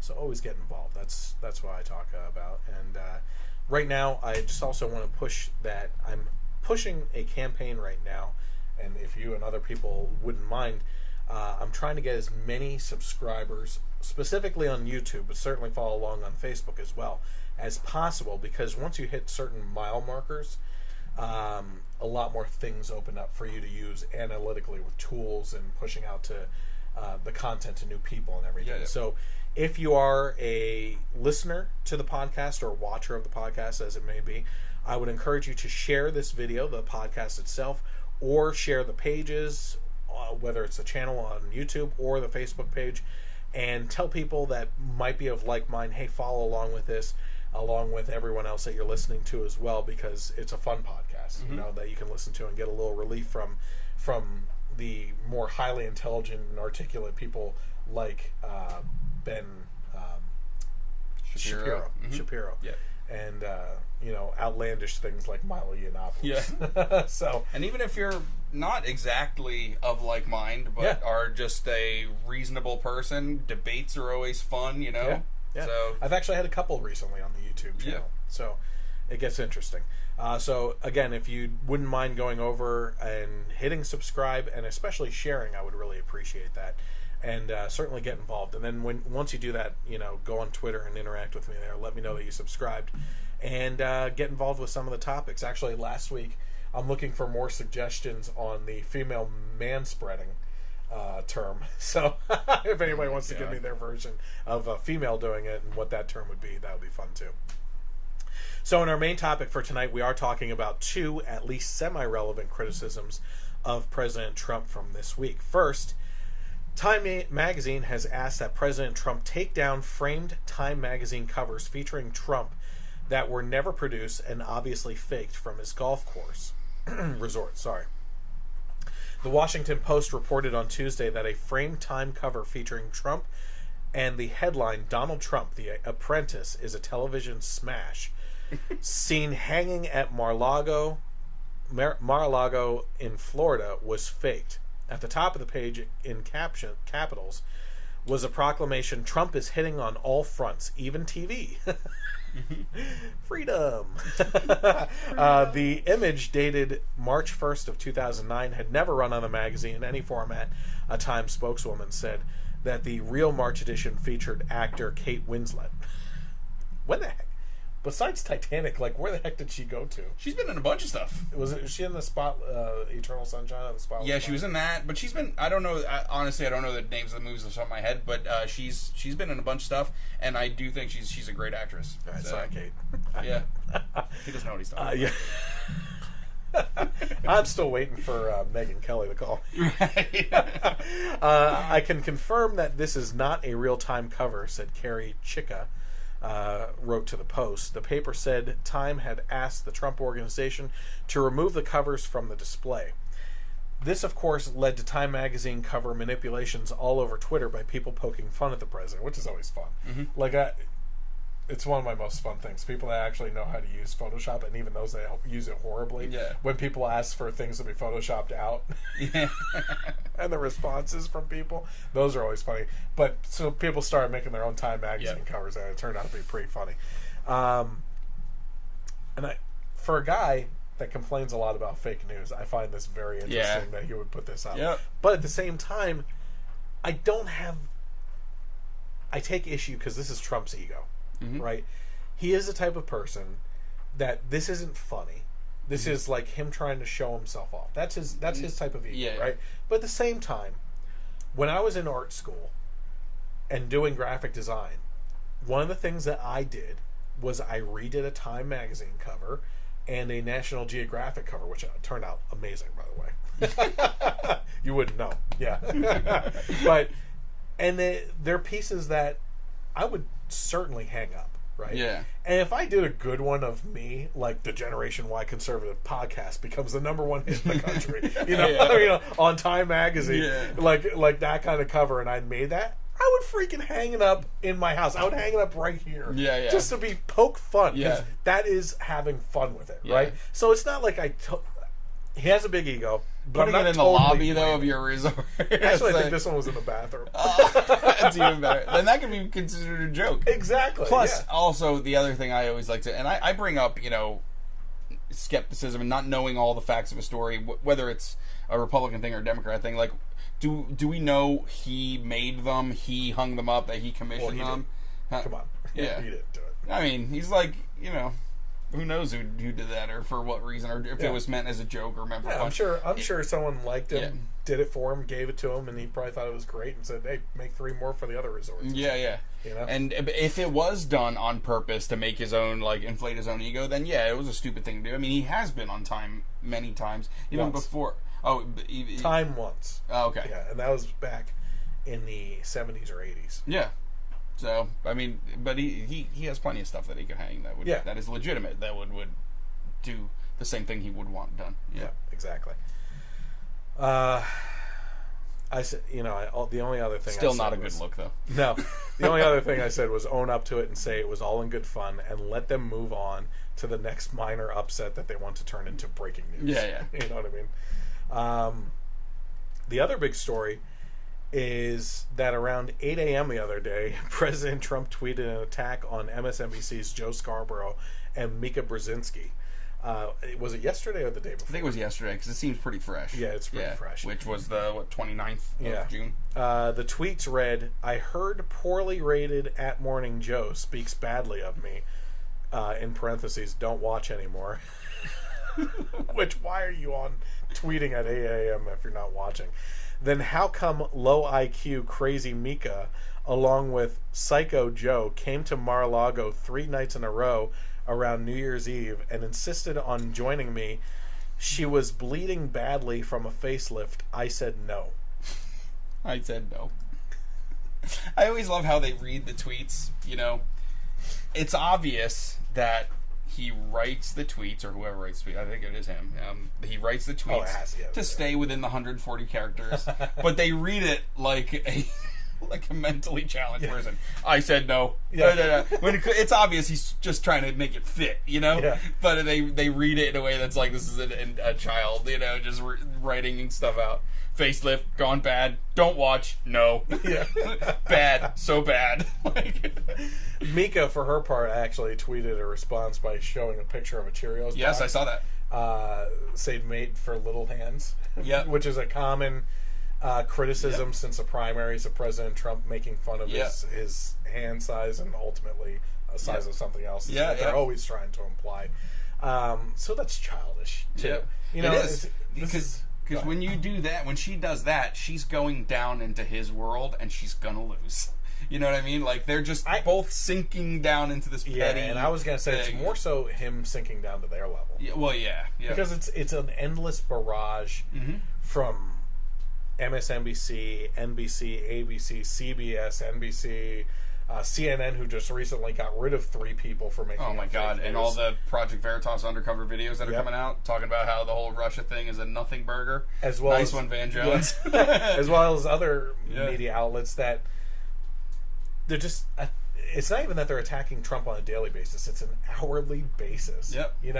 So it's no wonder that he's fighting back on some of these things, but at the same time, he shouldn't be the way he is. So I have 2 minds of this. Is it presidential? No. Is it 2 wrongs not making a right? Yes, But just, I mean, he gets beaten up in the press day after day after day, hour after hour, like you said, where just as a person, I think it's hilarious. I mean, and these are also stories that come and then go away. Like, if grab him by the you know what didn't hurt him in the election, this isn't going to hurt him now. It's just to go along with that. I think if they keep up the course of action that they're doing with the way that they're attacking him and the way things are going in this country, I think he could win another term. Yeah. Oh yeah. And when he does, the media is going to be so confused. Yep. That they did everything they possibly could and had all these protests around the country and all these things happening by the social justice warriors and everything. And when those results come in, they're going to be dumbfounded. Yep. Like, there were anchors that cried on election night. And those were some of the best things I've ever seen. Like, I could, if I'm in a bad mood or feeling down, I could pull up some videos. The Jacob Javits Center when all the liberals were waiting for Hillary to come out. And just bewildered, not knowing what just happened. But imagine if it happens again after all that they're doing now. Like, I honestly believe that there's going to come a point if that election happens, if he chooses to run again, and he wins, I believe that there's going to be dead air. There's going to be dead air. They're just going to sit there and look at each other, hoping someone else starts to train on what to say, not knowing what to say, and it's just going to be them thinking to themselves, but we did everything we could to destroy this man. Yep. Because they elevate themselves as this presence in America that the media is so important, but they're not anymore. No. No one trusts them. Big cable news networks aren't as important as they used to be. Yeah. And the other thing too with all of this, you know, Trump when he makes tweets like that, he's playing at his base. With the CNN and MSNBC and what they're doing, they're playing to their base. They're not winning over moderates. They're not winning by attacking. They're pushing them our way. They're pushing them away. Exactly. So they're not. They're just preaching to the choir, you know. And it's not. It's they're. I really do think they're going to notice it during the next election. Yeah, I was just describing. They keep losing every Congress seat, everything. I mean. Alyssa Milano is driving people to the polls. They're spending millions of dollars and they just can't win. And they got to look in the mirror and say, why is this happening?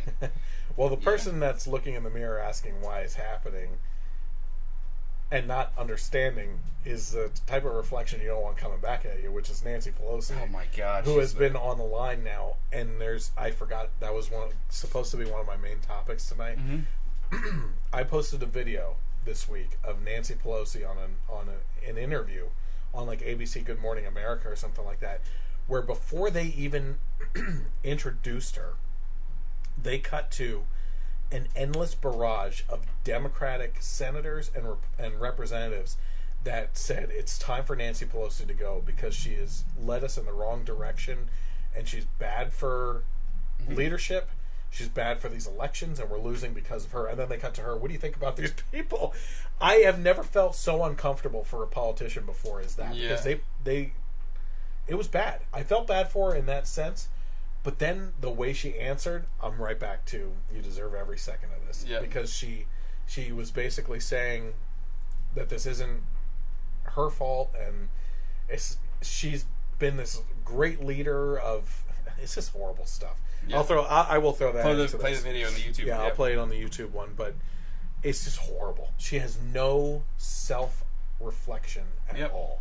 Yeah. In the sense that her leadership has led to the highest congressional spending for a race outside of Atlanta. Do you think Atlanta's Republican? Right? Right outside of Atlanta, the 6th district, most money ever spent was close to $50 million that was supposed to be a referendum on Trump, and they lost. They lost by more points than Hillary lost to Trump. They lost by 4 points. You even go back to that other election that happened a month ago or so. I forget the guy's name, but where he body slammed a liberal reporter and he still won. Yes, he still won. And I don't like that. That's not good at all. Yeah. But that just goes to show you the state that the Democratic Party is in right now. Yeah. And they have the craziest thing about it is they have no idea why. Like they're just so lost. You know? Absolutely. Here's what I find interesting. I'm not going to toe the party line. Trump is a bully. Mm-hmm. Oh yeah, he is. Okay. Yeah. But the media has been garnishing that title also for a very long time now. So I find it funny that I always like comparisons and analogies, right? I find it funny that it's almost like being in high school again, where there's like 2 main bullies in the school, and suddenly they stop picking on all the little guys and just start picking on each other. Yeah. And you sit back and you watch and you're like, you just watch the spectacle, right? Yeah. And they're both just bullies, bullying each other, bullies bullying bullies. Yep. You know what I mean? Yep. So I find that kind of funny. Well, guess what? Guess who came to Joe and Mika's rescue? Who's that? Do you know or no? I don't know. Kathy Griffin. Oh, God. Oh, God. So Kathy Griffin has slithered out from the rock that she's been hiding under since her scandalous photo shoot of her holding the decapitated head of President Trump. By the way, you look at this and you look at all these media attacks and people wonder why he's fighting back. Oh, yeah. Like this. No, I don't agree with with him doing it in the sense that it's not presidential. It's not the way to take the higher road, you know. But I mean, a normal person would be mudslinging right back, because how much can you take? Nothing good that he does is ever covered. Even other bigger stories. I mean, when I'm reading on a ticker about the that's the only place they show it. That Republican or that there was a terrorist attack in London or whatever. I'm reading that on a ticker, and they're talking about Russia. The nothing burger that is Russia. I mean, what person wouldn't fight back, you know? Especially when you're told from the beginning that he's a counterpuncher, that if you hit him, he hits you 10 times harder. That's stuff that I remember hearing during the election. So one of my Jeb Bush. One of my YouTube subscribers pointed out, and I was surprised I haven't included this yet, in regards to the Russia allegations. There is video, and I remember it happening at the time, back when Obama was running for his second term. Was this when he leaned over and said, "Hey, after the election, we'll be able to take care of it. We'll be good." Yeah, we'll be able to work together. He was saying this to the Russian, to Putin, was it? No, it wasn't Putin. It was one of his guys or whatever. Let's get past this election. We'll have more leeway to work with each other. Once I win and I got it locked up, then we can do all the shady backdoor stuff that we want to do. You have that. You have the fact that I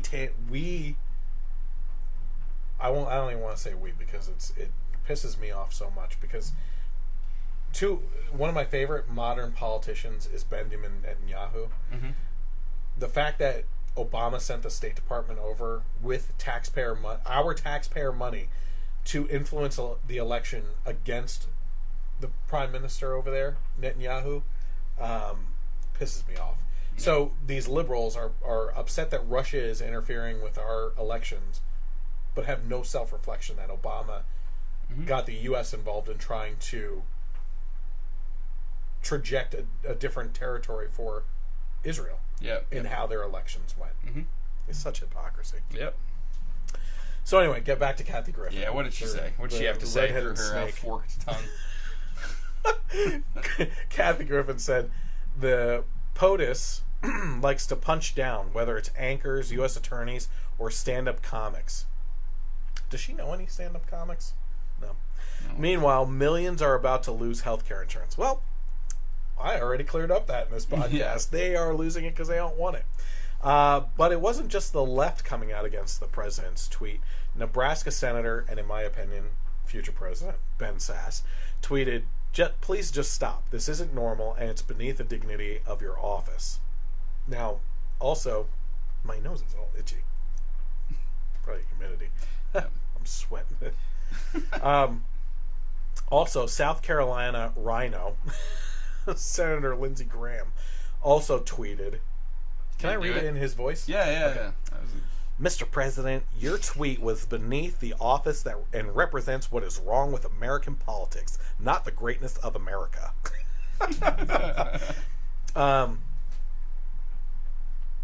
I love the fact that we have the type of technology that has completely revamped the presidential FDR fireside chat.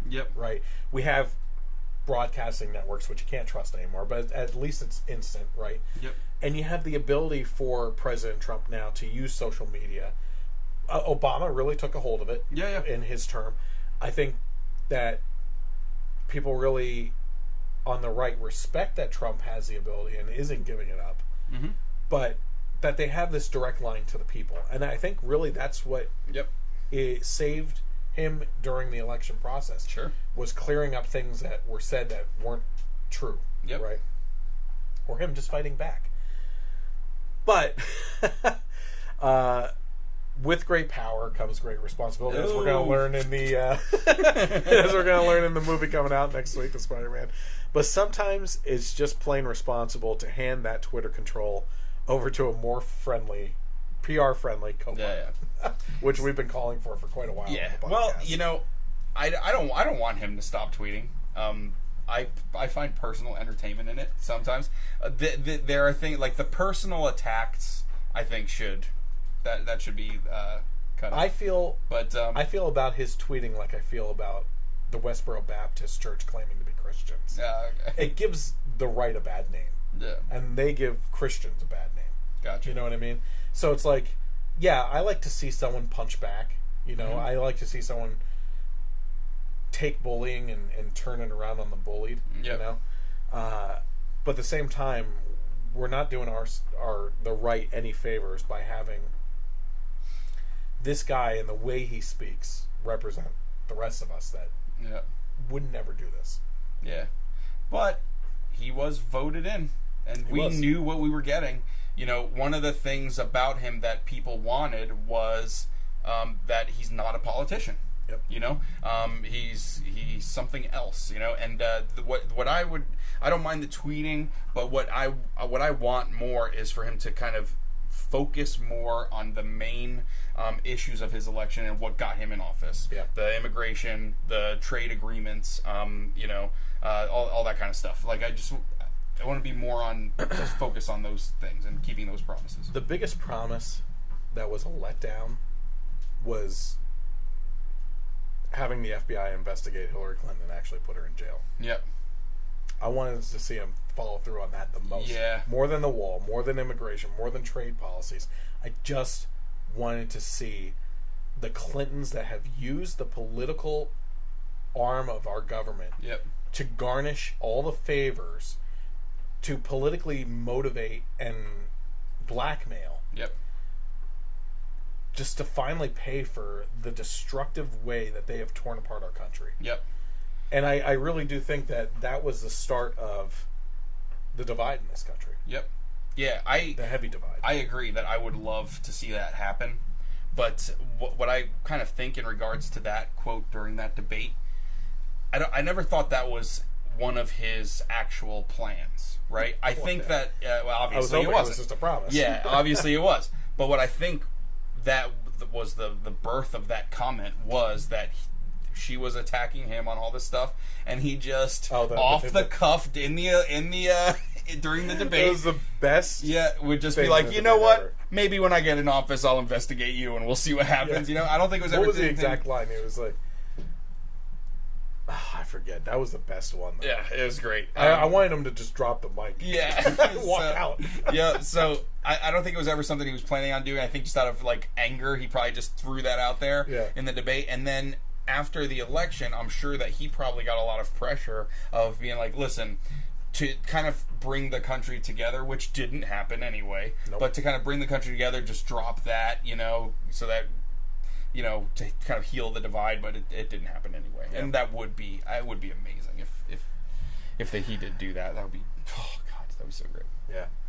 So as I mentioned, we have a new movie review coming up. That's coming. The movie itself is coming out next week. I don't know when we're all going to get together to see it. It should be within days of the movie coming out. But that movie that we're going to be reviewing next is Spider-Man Homecoming, which is coming out next week. It is already getting amazing reviews, pun intended. Mm-hmm. And we will be shooting a review for the summer blockbuster as well. So keep an eye out for that on the YouTube channel. Also, you will be getting notifications by my Facebook page as well as the YouTube channel as well. Also, I won't be speaking with you until after the 4th of July. So get out there and spread some liberty and freedom. Freedom. Freedom. Freedom. Freedom. Go teach some of these entitled millennials what those terms even mean. Yep. And then for every child you save from progressive ideologies, I should turn this into a commercial with the Sarah McLachlan song in the background. For every child that you save from progressive ideologies, send up a glorious firework and hand them a hot dog or hamburger from the grill. Yeah. So I want to thank you guys for tuning in. Again, big thank you to Mike, who joins me, and will be back next week, apparently. So until next week, have a great night, and God bless America. Hi, everyone. I want to thank you for watching this video. If you're interested in more content from the Generation Y Conservative, you can click on the most recent over here. Also, I encourage you to click on the subscribe button down here and let your friends know by sharing this channel. While you're there, I also encourage you to click on the little bell notification so that you can be notified when content is published, whether it's the Generation Y Conservative podcast or more recently, our movie reviews, which are a lot of fun. We'll catch you next time on the Generation Y Conservative.